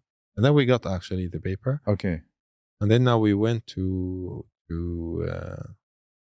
buy a boat ticket to basically go to Athena, because that's when you will from there. And then we were like, it was like a really huge ship that was like taking around like 2,000 people. Wow. And it was like already booked for 2 days. What? Like, I can't sleep in the forest for other 2 days. No like, way. Like, I'm done. But I mean, of course, I'm telling you that because I didn't know what's coming. Yeah. I was like, now still, like, sleeping in the forest was like a big thing. Like, now I was like, then later it became like luxury if no one is like after you. Okay. So it's fully packed. You couldn't go. Yeah, it's fully packed. Yeah. So then we managed to also, speak to locals who liked us, because we could communicate at least. Like, we have like English, basic English. We try Google Translator, like some words in Greece. And then they, like, one of the restaurant owners that we had dinner at knew a hotel owner as a friend, who said like they might allow us to stay in to pay, of course, but like just to accept us as immigrants. So he called him, and we went there, and then he gave us a room. Oh, and that was like me sleeping in a bed, paradise. A shower. It was like, this is great. Right. Really amazing. So we spent 2 nights there until our boat came. Yeah. On the planned day, and then we went there. We took the boat and we went to Athena. And that also, when I arrived to Athena, I thought, amazing. So now it's done. Yeah, because now you are in Europe. I'm in Europe, but still like Athena. So like you have, if you really want to, you don't have that like flexibility. To stay there. So now you have to go through like Macedonia and so you and like Hungary nobody checked your paper or like documents or something? Passport? We had this like as I told you like the paper that says that I'm registered. So like I'm not like just like that the minimum you need to pass. Okay. So in Athena then we had to take a bus to the border. I think it was like between like Athena and Macedonia. Okay. And that's when I arrived at Athena, the real tough journey started. Because that was, we needed to take either like a bus or taxi or train through the country. And then on the border, we have to walk. Right. And from every border, you have to take, a paper that says that you have been identified by the police border, the border on the, it could be sometimes army, it could be like police, it could be like just for authority. So you were on the border of Macedonia? Yeah, we went like from Macedonia, and then I think I will. They told you to walk? Yeah, I mean, yes. I mean, you stayed from where to where, like? I mean, all the in between borders, like because they are not allowed to drive you in. So they get you into the border. They don't want you. They don't want you to stay in their country. So they get you to the furthest point. To the next. And then they told you like you go here, and then someone will take you from the other side. Okay. But they can't do it themselves because they are like basically this is a border between two countries. Okay. But we are like who cares? So the people from the inside, like they take you to the border in order so you don't stay in this country, you go to the next. Yeah. Okay. And what is the walk thing? Where did you walk? Like how long? I mean, sometimes it's like 3 hours. Whoa. 4 hours. I mean, the waiting was more harder than the walk because at least at the walk you're having your blood circulation and then you have something new. Yeah. But like in Croatia, for example, in Hungary we went through the mud. Like they really forced us to go through like a field mud, or like you go like up to your knees. Oh my God! Just for the fact that they love to see us in the mud, because we could go on this to both sides and it was okay. But they wanted us to go through the mud to see us walking on the mud. What the fuck? Because that was not, and then we went to the train where like it's really old train and we're like full of mud. Yeah. And then they were like, they were like asking us to clean ourselves before to go up to the train. For example, in Croatia, they put us on a almost like a caged or like a fenced area for like the entire night to open the doors for when they were waiting for the buses to come to take us to the border. And that was like, one of the toughest because it looked like, like some World War II type of, like people were like in the midnight, sleeping on the floor, like on the mud also. Yeah. And like, that was like, we were like extremely tired, like mentally, physically. And that was like I would say the lowest point.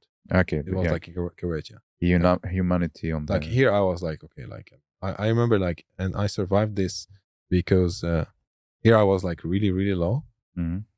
I was like sitting on a piece of wood, not sleeping. And we were like me and my friends were like planning not to really eat anything. Like I was like only little biscuits because I had like with the entire story, I had like some kind of OCD from like using public. So I was like, imagine like I can't even like. So I don't want to go to the toilet that much. Yeah. Right. So I overheard someone from like the UN speaking to a policeman on like English that the gate will be open at 5 a.m. Okay. When the buses came. So I told my friend also like I overheard that let's like camp there or like wait there, and we did. Okay. And they opened the door.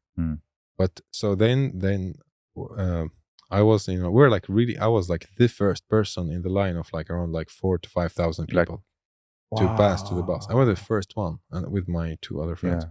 But then my people when the gate opened, they started pushing, and then the guy who was like the policeman thought that we were pushing, and then he had an argument with my friend. It was like, I swear it was not me who was pushing. Yeah. And then he pushed the kid back, and my friend got like, can't push him. Like it's like he's not him. He's like getting the force from back. It's like don't argue. And then he took him and he put him at the end of the line. And by then I was already passed. So I saw the argument. You went to the bus and then... No, I was like on the way because it's like you go for like a long bath and then you go to the bus. And I can't leave my friend because we have no network, no mobiles, no internet. I have all the passports with me. Their passports? Yes. I mean, basically, how would they know Yeah, like where to go. I mean, if we took 2 buses, I don't know if we were gonna ever meet in life until we have internet at some country. Yeah. So it was like scary. So I went and I saw like a tent where like there were like someone from the UN. It was like a doctor. And it was like, for emergencies. Because people were like falling on the ground. Like, so I told him like, I really like, if you let me just, because that was like tent, it's in between the forest walk that we have to the buses.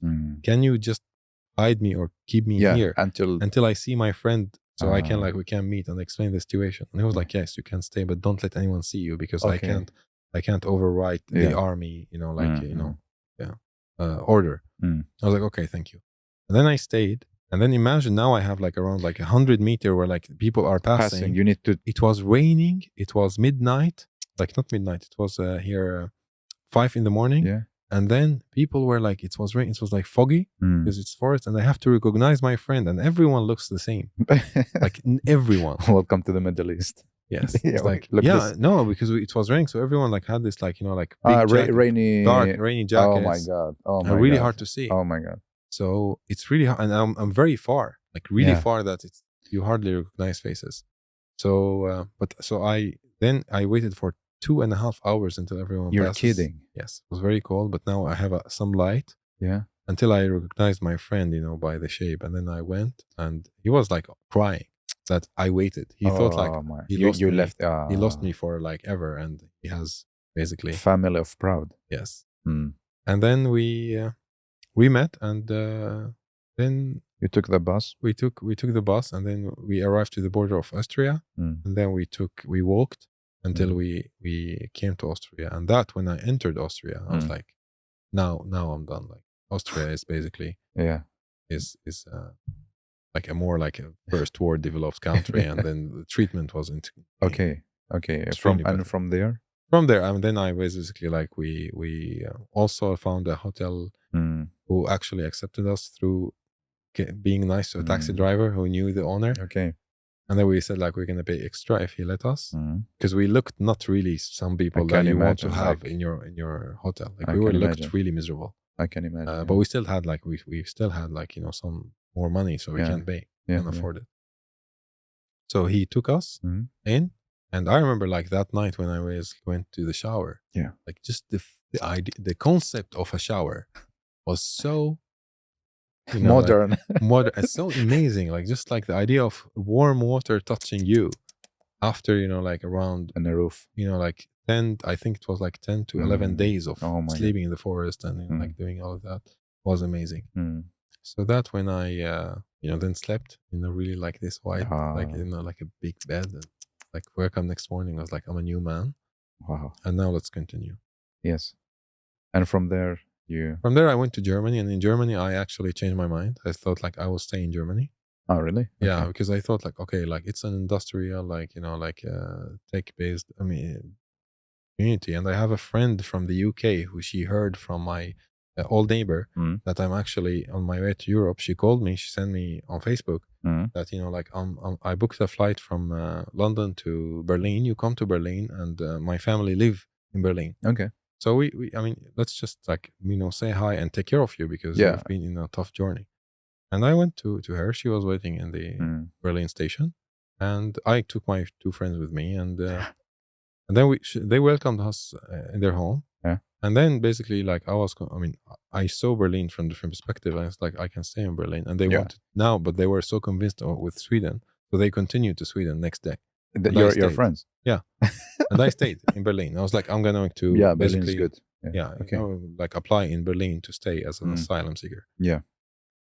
And then I went next day, and there were like too many people who wanted to do the same. And then I heard there were like a fight or an argument between someone who's telling like people like you are like like animals, you don't know how to stay in order, and there were like some raises talk. And then I was like, oh, this is really like okay, fuck it. I mean no, I'm leaving. Like, I'm not staying.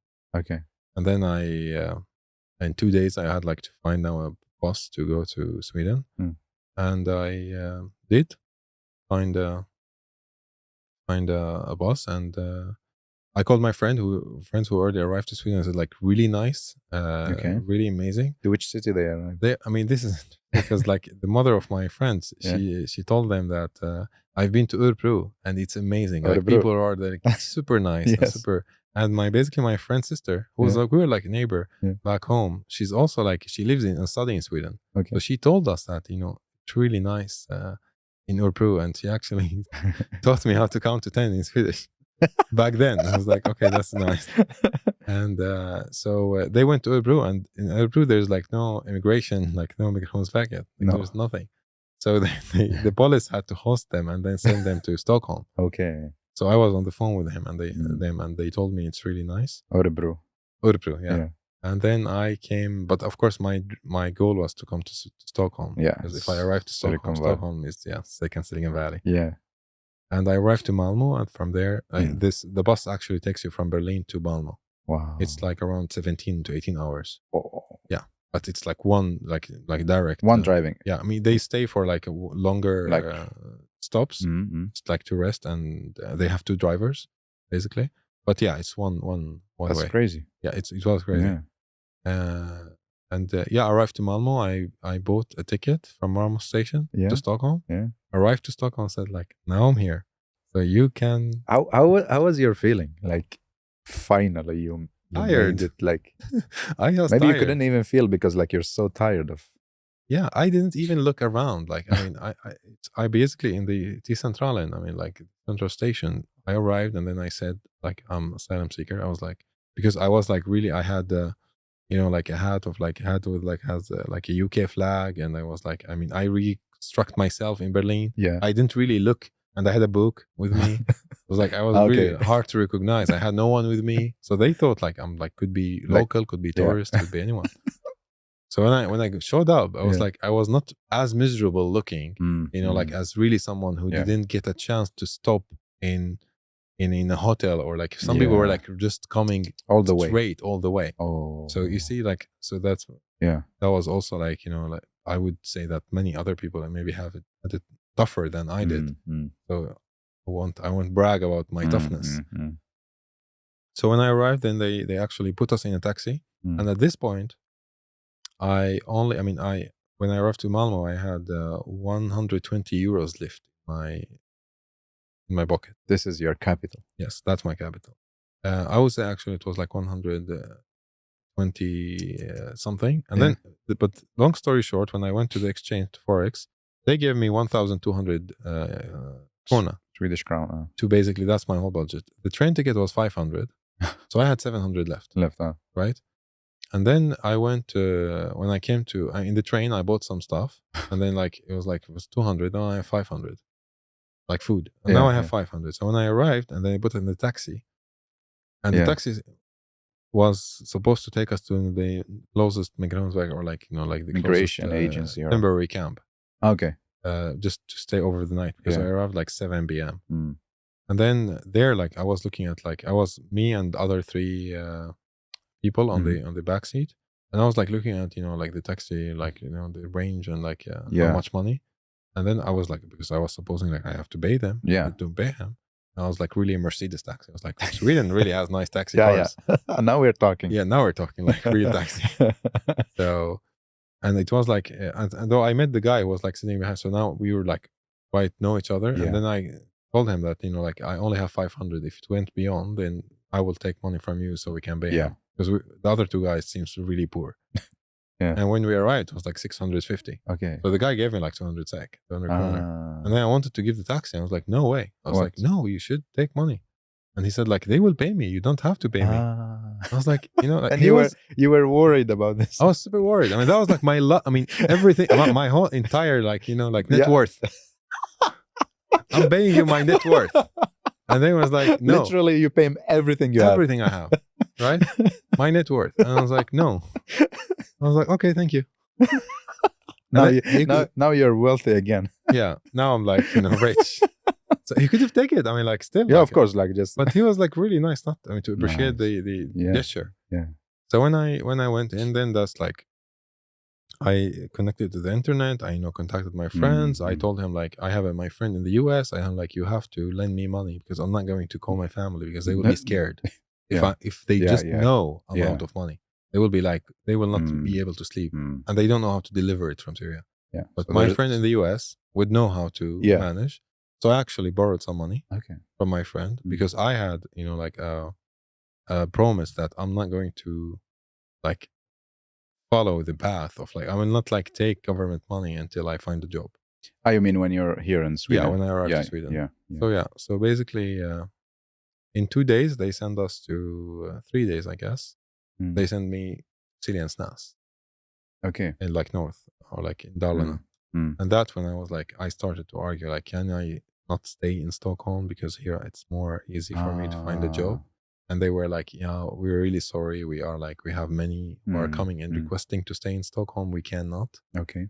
And unless you know someone in Stockholm. I was like, I know my friend who just arrived. I was like, yeah, so are they like, do they live in a home, in an apartment? I was like, no, they're like me. I was like, they're probably not going to stay in Stockholm also. Yes. They're like, no, it's like, you have to leave. Yeah. And then she started like showing me on the map, like, this is an area where you can ski. I was like, do you really think like I'm now like look at me in the mood to come to ski? So they sent me to Syrian SNAS. It was like it's like a town in the north. It was like a really little village with 500 inhabitants. Oh. We arrived to a really nice hotel the type of hotel that you would wish to stay for like kind of like recovery period or vacation. Okay. Like nice view. Yeah. So we arrived 2 a.m. 1st of November. Like not the best day in Sweden to arrive. Yeah. And then I waited until the morning. I just wanted to really see where the hell I have arrived. Because now I know that I'm going to sleep here and my life starts here. Yeah. Like you settle there. Yeah. So I remember like when there were like more light, I could see, like a lake on the horizon. I could see like, a smoky houses, like, there's some smoke coming from them. I was like, it looks like cartoon. Looks like Tom and Jerry. Yeah. More or less. Yeah, like the how to say, the view that we had on the postcards and see on the TV. Exactly. Yeah. Exactly. And from there, like you started. Yeah, from there your new life. Yes, I went to the handlager or like the manager. Basically the only Swede that was in the hotel. Yeah. And I asked her like, is there any architecture office here? I was like, what? Directly? Yeah, well, I swear, like it was like my first 5 hours. Really? And she was like, what do you mean? Yeah, exactly. I was like, what do you mean? Yeah, I was like, I'm an architect and it would be nice to meet them. And she was very nice. She was like, yes, there is one, but it's not here in the closest city called Leksand. Okay. Yeah, you can take the bus to go there to meet them, and they designed this hotel and they're really nice people. I was like, okay, nice. But where can I meet, like other people, like Swedes and like local people? And she started like, she showed me like a printed ad on the door. Yeah. That there was like something called Öppet hus, and they have fika, and they invite people who are in the hotel to come in and like open house with coffee and like a little church. They're inviting local church, inviting people to come in and say hi. Yeah. And it was like planned for the weekend after, and then I went there and I started like talking to local, and I made friends. Yeah. And after a couple of weeks, I asked my friend like if they can introduce me to that architecture office if someone knows them, because I is stuck in like as a newcomer, like you just take a piece of information and you keep it. Yeah. Like it's because it's basically can be. And eventually, like I managed to like one person really like called them, and they managed a meeting for me to go there and have a fika with them. Wow! You see, like the concept of fika really worked. Yeah. So I went and I had a fika, and I left an impression on the owner, and he gave me a practic. Okay. And like that, internship, and that internship after 3 weeks turned into a job offer. Wow! And the rest is history. I learned a lot during like 2 years working for this company. Yeah. About how things work in Sweden, and then from there I ended like I started my company. Yeah, they're a customer of Combify today. Oh, and we have a very good relationship. Yeah, do you give them discount? Of course. Actually, they really do. I like it. Yes. Yeah, that's so sweet. Yeah. So how many years until you moved to Stockholm? I moved to Stockholm in 2018. So like 3 years, after 3 years. Yeah. But I moved to Stockholm as Combify. So it was like I had already the company operating. Yeah. And we had some customers. Yeah. So the dream was to come to Stockholm. Every time I visited Stockholm, you want to move? I was like, this is where I want to be. I belong here. Oh. Yeah. So now you're living the dream, your dream. I feel very lucky. Really? Like, I wake up every day, like every single morning, just remember like what I've been through. And I feel like I'm super lucky to get to have, the people I work with, the company I have. And it's really, what a journey. Yeah. Right? Like every day, like you see new stuff happening. And I appreciate a lot what has happened. Yeah. Yeah. Well, like what challenges you faced, let's say, when you arrived to Sweden and like you started to integrate and to be part of the society? What are the challenges? I remember like one day I was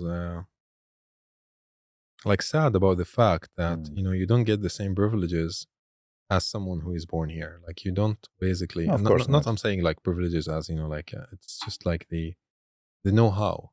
Like the social codes. Let's call them. Yeah. Like I came from a completely different environment. Yeah. And then I got like this advice from a friend that was like, you can look at things from its positive side and you can look from negative side. So like you can really like try to find, like areas of strength with like the challenges you have. And then I was like, okay, this is really interesting. Like it's just a new mindset.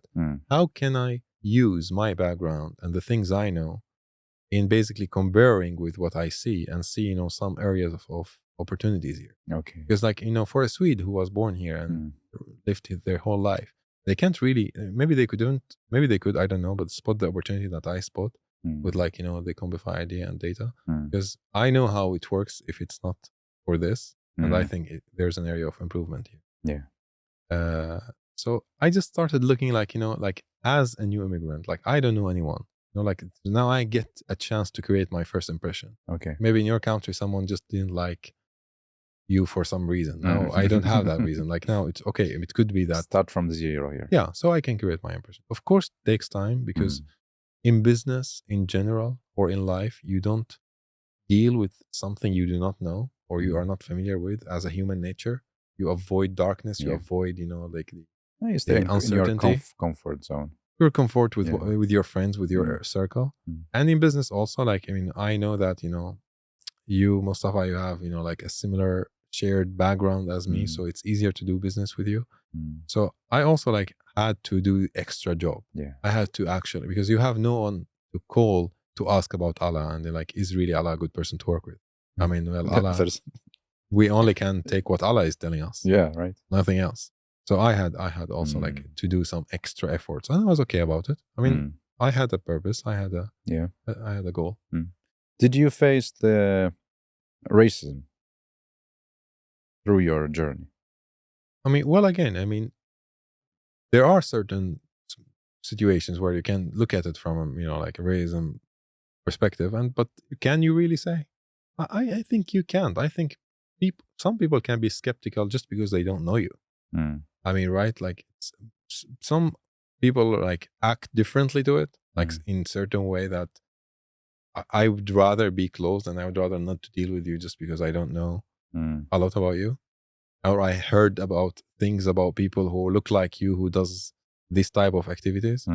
Like, am I here like in the position of like basically proving, the whole word right or wrong and, try to get into an argument? Is that basically my objective? Or is my objective is just, like not discuss it and just create the best impression I can create and not really like get busy with, some certain events happening around me.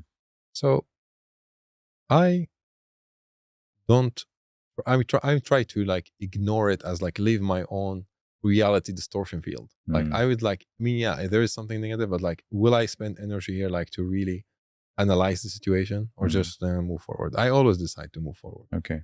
unless it's very extreme, and it never happened to me. Okay. Like something really extreme. Someone stopped me in the street. I was like, I don't like you. No, it never happened. Okay.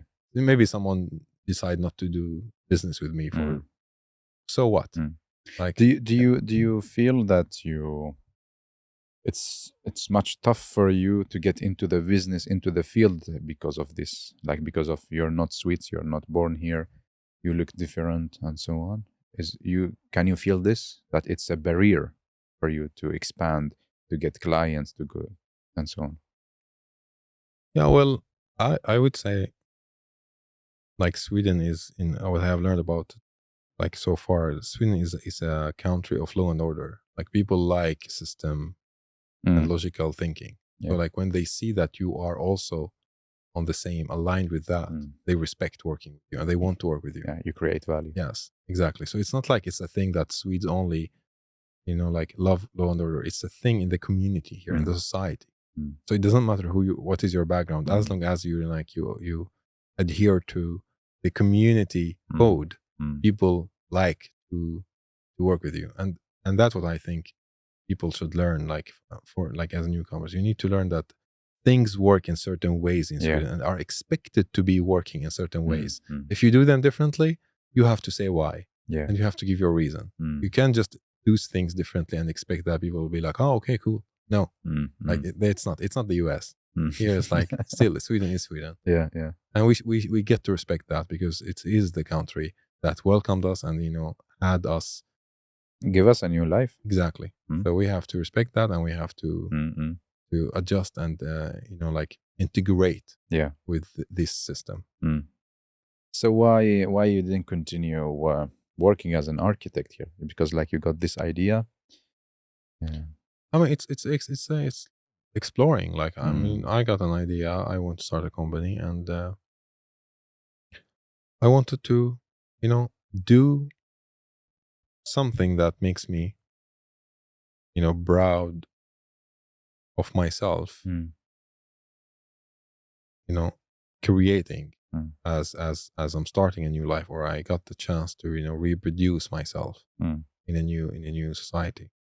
So it could have been architecture. Like, it was like, as I told you, I didn't have like this hard plan. I'm going to be like running data tech company in 5 years. No, that was not the plan. The plan was like to do my best with the cards I have.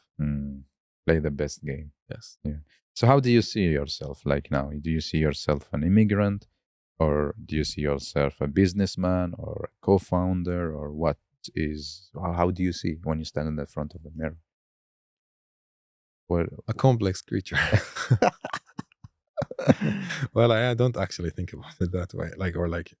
Didn't give it enough time to reflect on how do I see myself.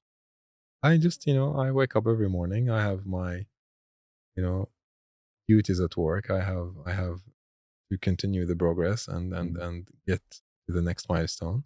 So I see myself as a, Alaa, an architect with an idea who started Combify, and I have problem to solve today. So I better go there and start working than to reflect instead of reflecting on Mustafa's questions.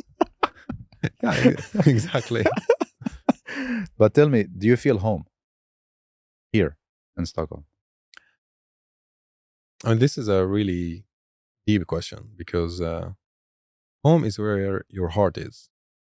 And my roots and memories are back home in Damascus, where my family is still, my mother and my father is. And of course, that is a big part of who I am as a person, and where my emotions also, find heaven.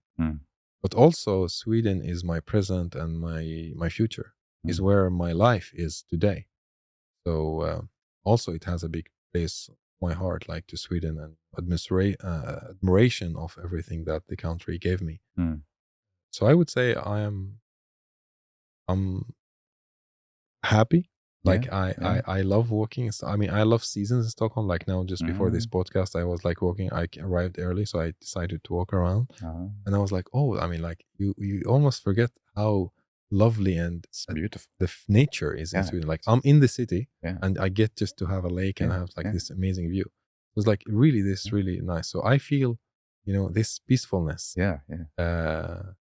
Especially this time of the year in Stockholm. So I like it. That's lovely. Yeah. I tell my friends we should really like appreciate and enjoy Stockholm because like the nature we have, the access to nature we have, people pay a lot of money just to come here for a few days just to enjoy the nature, and we have it for free. Yeah. Like it is a really beautiful city. Yes. So you're happy here? Oh yes. Stockholm. Yeah. Yes. I'm very happy. Yeah. Stockholm. When will you go back to Syria? I don't know. I don't know if I mean it's still a very complex situation right now back there. So it's still not I would say maybe the time, considering where I am right now in life. Of course I would love to, like, Syria to me is memories, roots, is who I am, is my family pride and what we talked about. But I mean, in a utopian world, I would say I would wish at some point in my life I can run a project. Like I have a project of maybe like contribution to education, contribution to rebuilding, to planning, architecture. I don't know, but I would of course, like in a utopian universe to do this. But as for now, I don't see this happening in the at least coming few years. Do you like think actively about this, like, oh, when will I go back home, or what can I do back to my country, and so on? Or no, now it's not on the map. Yeah, I mean, of course, it's always in the backbone of your like your ideas of like, okay, like I'm still a person who managed to get out of the extreme severe war that we have. But it's the complexity of the situation is bigger than my level of impact. I would put it like maybe at some point, the situation will smoothen out, and then I will be able, as Allah, to do something. Yeah. Or my level of impact will maybe grow as I grow as a like as an individual, as like my impact, and then I can really affect the situation. Yeah. But for now, I would rather like to keep focus on like my little circle of like the company, the people around my family, and like do my best, but I can do more. Unfortunately. Yeah. Do you get flashback about like the experience you have crossing the borders, and like you wake up in the night, or like when you're in the forest, you say, okay, you get flashback from the forest you crossed? Well, no. That's really good. Yes, I mean, I think the that's really good. The challenges and the I have today at work and the stress is way bigger. Actually, I see that. I was like, oh, I was really like all nice days, like just cold and forest. Now I actually want to go and camp and do hiking in the forest to flee, like to relieve the stress I have. That's so. I don't know what to say. Yes, I mean the older we get, the tougher the life gets. Yeah. So what is your goal now? Let's say in the few coming years, what do you want to achieve? Well, eventually I had this like 10 years plan, which is like, okay, I was 25, nothing figured out. Like, where will I be when I'm 30? When I'm 30, when I like, okay, now I basically have some sort of stability in my life. Like I have a company, I have friends, I have, ongoing. Are you 30 now? Are you 30 now? No, that was like, like 10 years. I was like, so now I'm 33. So I was like, okay, like it will be like a nice milestone when I'm like 35, just like to have some sort of like stability, because I believe as a man, you need to have, like a purpose. You need to have your own project. Not always like it's like your business aspect of life. It shouldn't be everything. No, you also need to have, like other projects to fulfill like your existence. And, I as my company right now consumes mostly like most of my life and energy. Yeah. You are building it. I would love to have, at 35, like some room for other projects. Yeah. to do. Like your father's side projects? Like more like a family project, Okay. more like traveling, being more like, Yeah. like half time to travel, half Yeah. time to take, like some like work harder on like my hobbies and my interests. Yeah. Now it's really a lot. Now it's I know that I have now the physical ability and the time. A lot with what? A lot with the work? Yeah. Yeah, Yes. because now like you're reaching a high point on building Combify. Yeah. Right? Now It's you can't just no. Yeah. I can't afford work-life balance. No, now it's like your now life. It's work. Yes. Because my next question is about like how do you find work-life balance, or what is it? Oh, I don't know what they're talking about. What does that mean? Even mean? No. Now it's Combify. Yeah, no. I mean, there's no. I mean, maybe 1% of like startups manage to have the luxury of work-life balance, but as any founder, like they know. I mean, You have to. Yeah, like I mean, now with your like all the work you've done with your podcast, with everything, like Mustafa is creating. True. I mean, it's like your work is basically your life. That's true. And that's where I am. And I don't even like. I stopped complaining about it. I just like just accept it. Yeah, for like accept it for how long? I mean, at some point I have to figure out like now I have to like start building family, and it has to be some time allocated to that. Of course, yeah. No, I think how to say life is like waves. So now these months or these years is like this is the toughest, or maybe now you need really to put energy and time in it to build the structure. Then you can just leave it for like part and then focus on other projects. So it's like this. You cannot really it's not going to be like this forever. Yes, hopefully not. So it's like there will be new things coming, new things going out, like a dynamic. Yeah, as long as it's like constructive efforts. Yeah. Like you feel like you're today much better than last week, and you have invested in something, and it's like showing the result. I think it's good, but it's like when you're building something, you need to evaluate what are you doing. Like, are you doing it in the right way? Are you achieving something? Yes. If not, then if you're gonna like, let's say you're gonna put time on Combify like this 10 years in the row, then I don't know what you're building, but it's like this. Now it's time that you have to be 100% or 200% in Combify. Yeah. Evaluating, see the impact you're doing. Okay, maybe in the next 3 years, okay, it's going to be less because you built something big and now you're just running like a few stuff or like upgrading the stuff and so on. Yeah, I mean, you're so right. I mean, I have nothing more to add. Actually, you have you have one body, you have one brain. I mean, you know that you have a chance to have an extra eye. Yeah. Like like you always have to also take care of yourself, take care of your body. Your mental health is extremely important. You have to know your limit. I mean, at some point, like of course we have different thresholds, but some people like really need at some point to like, now I need to sleep, I need to take a break because that makes me effective. It's like, don't go crazy. Like exactly. You're not losing on going.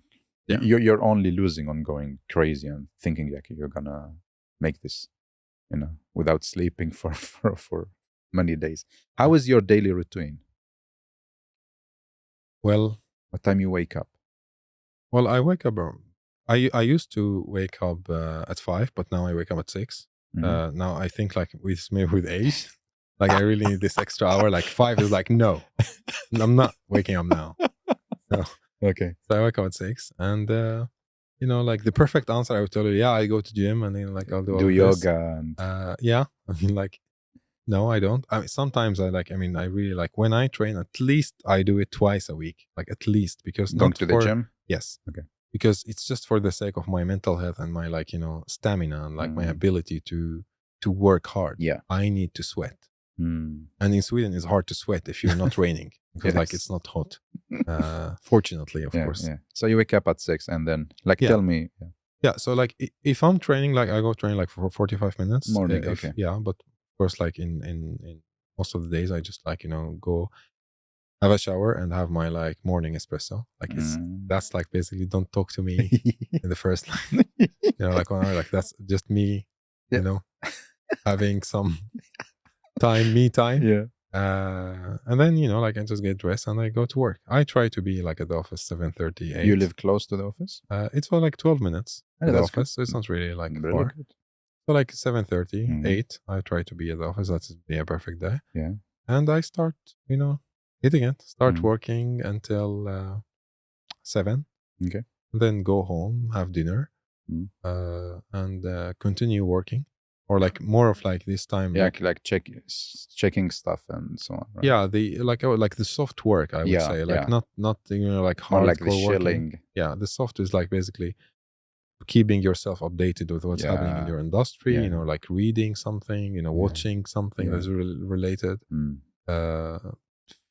brainstorming, things like that. But like you can disconnect. And I think that this is your passion, so you cannot just close it. Yeah. 7, okay, goodbye. Yes. No, you cannot do that. Like it's living with you, breathing in this. Exactly. And it's super also important, which is like, it's like as a founder, you don't, work to you is different than, someone who has hired to do certain type of activity.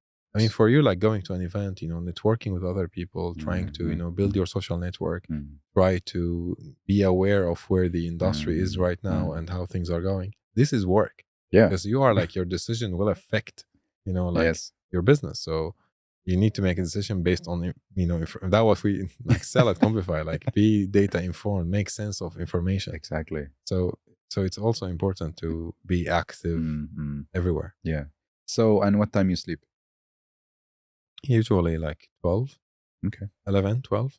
I need 6.5, 7 hours. This is your minimum. Like, because if I tried less, I don't operate really well. Like, I feel like I'm now exhausted. Yeah. So like I need 6.5, 7. Yeah. And what are your hobbies? You mentioned like you love to also practice more your hobbies and so on. Yeah. Do you do something now? I go through phases. Like, I went through like phase like for last 2 years, like playing squash. Like I find it intense and very very nice. You sweat also? Yes, it's very. You sweat a lot while playing it. Yeah. I hate gym. So basically, I try to sweat in different forms, like running, long walks. Because gym to me is boring because you have no objective. Like you just have to, lift weights. Like, what's the point, right? And many mirrors, which is like, no, that's too much of me. So I also like reading. Before I used to read like more wider, like areas. Not only genres. architecture or something. Yeah, but now it's like more like I try to keep up to date with like the business and technology. Music is a big part, I would say, of my life. I love music. You listen or you play something? No, I listen. Like the music is a daily thing. Like it's whenever like I'm on my way, like trying. Yeah, I listen to lots of music. That's super cool. Then I have like a few questions in the last section. Yes. And it's like 3 messages. First one is like a message to yourself when you were young, like a child. What does Allah tell the child Allah? Don't take things for granted. Like I had an amazing childhood. I grew up in a really nice, loving environment. I thought that this is, like just granted, like you take it for granted, like, like just to have a lunch with your family, to hang out with your friends, to go around the place where you grew up. A lot of things that now to me is just, like this, like foggy memory, because I only get what my brain can bring in form of nice memory. Yeah. I can't, unfortunately, relive those memories or like visit those, areas and places anymore. So don't take things for granted. Like family is really, really something. The older I get, the more I appreciate. So spend time with loved ones. Yeah. And what is the message you give to your senior Allah? Like, let's say when you're 70 or something. I would tell him, like, I hope you are fulfilled with what you have done. Yeah. Like, you had a very interesting life, and you had many ideas and many projects, and I hope you are fulfilled. I hope you have no regrets over something that you didn't get the time to do. So try to, check all the boxes. Mm-hmm. So, imagine this is gonna be fun when you will be old and listen to this, right? Yeah. Like in 20, 30 years from now, you're gonna listen back to this and yeah, hopefully I'll be like, hell yeah, I did it. Like I'm happy. Yeah. And the last question is going to be you giving our listeners 3 takeaway messages. So feel free to send messages to them. I mean, like being the humble me. I mean, I would say I still have a lot to learn in life, a lot to explore, to give advices. But I would just, like give advice based on where I am in life and what I have experienced myself. And I would really say, I mean, again, don't over plan. Like it doesn't work, and it's really like from my own perspective, it never did for me, frankly. And that doesn't mean like a bad thing. That doesn't mean that like just go and be doing anything that comes to your head. No, that means that when you have something that you genuinely had in your train of thoughts for certain time, like, and it keep repeating, and just go and try to do something about it. Like, because you will know, like, if it's for you or if it's not for you. And if you committed, like, yes, this is for me, don't put your head down and just follow a structured path just due to the fact that you have read somewhere or seen somewhere that this is the path that someone else took, and I will just follow the same. Same to when, if we go back to when my professor at the university told us, like, every project, architecture project follows the circumstances of the surrounding. You have your own timeline, you have your own circumstances, you have your own personality added to the idea and what you're executing. Just be open-minded as you go, like unlocking more information as you go. Like, take them in, take what is really like might change your plan and how you do things, and just keep going. That is really like something I myself try to remind myself of it. Like, don't overplan. Don't overplan. Yeah. 2 more. Be patient. Like, patience is really important. I mean, the things that will happen in your life will be like way greater and more powerful than the things that you can control. No one can control everything. Like, even like the leaders of the strongest countries in the world, they still adjust to the current climate, universal climate. So I would say, be patient and do your best. Really have a genuine dialogue with yourself. Like, what are the things that I can control and I can actually like improve, and what are the things that are really not out of my control, and I have to just be anti-fragile. Like, I have to be flexible on how to navigate, and just that patience, because like, you have this term in Sweden, like, when you like hit the wall.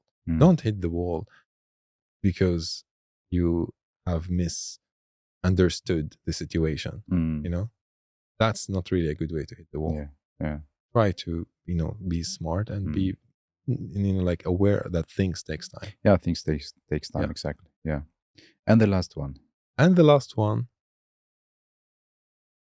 find other people to tag along with you. Like, it's not only for people who are like starting a company or running a project. It's just in life in general.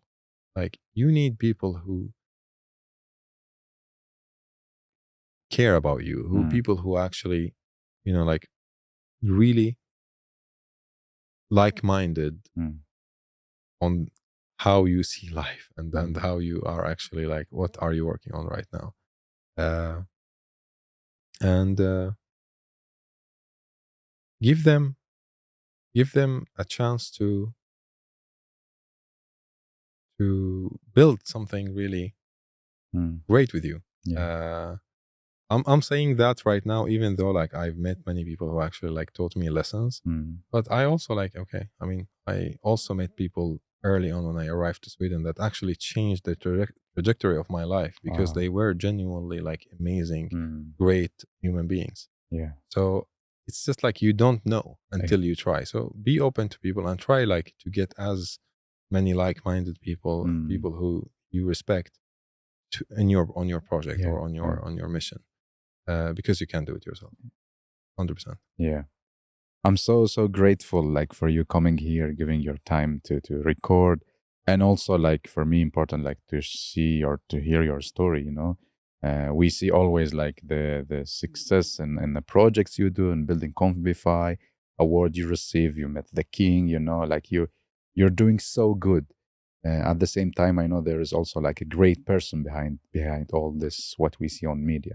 So I'm grateful that you shared your story with us, and hopefully see you again. And keep up the good work, Alaa. Well, thank you so much, Mustafa. You're doing also an amazing job, and thank you for having me. Thanks. It was a pleasure.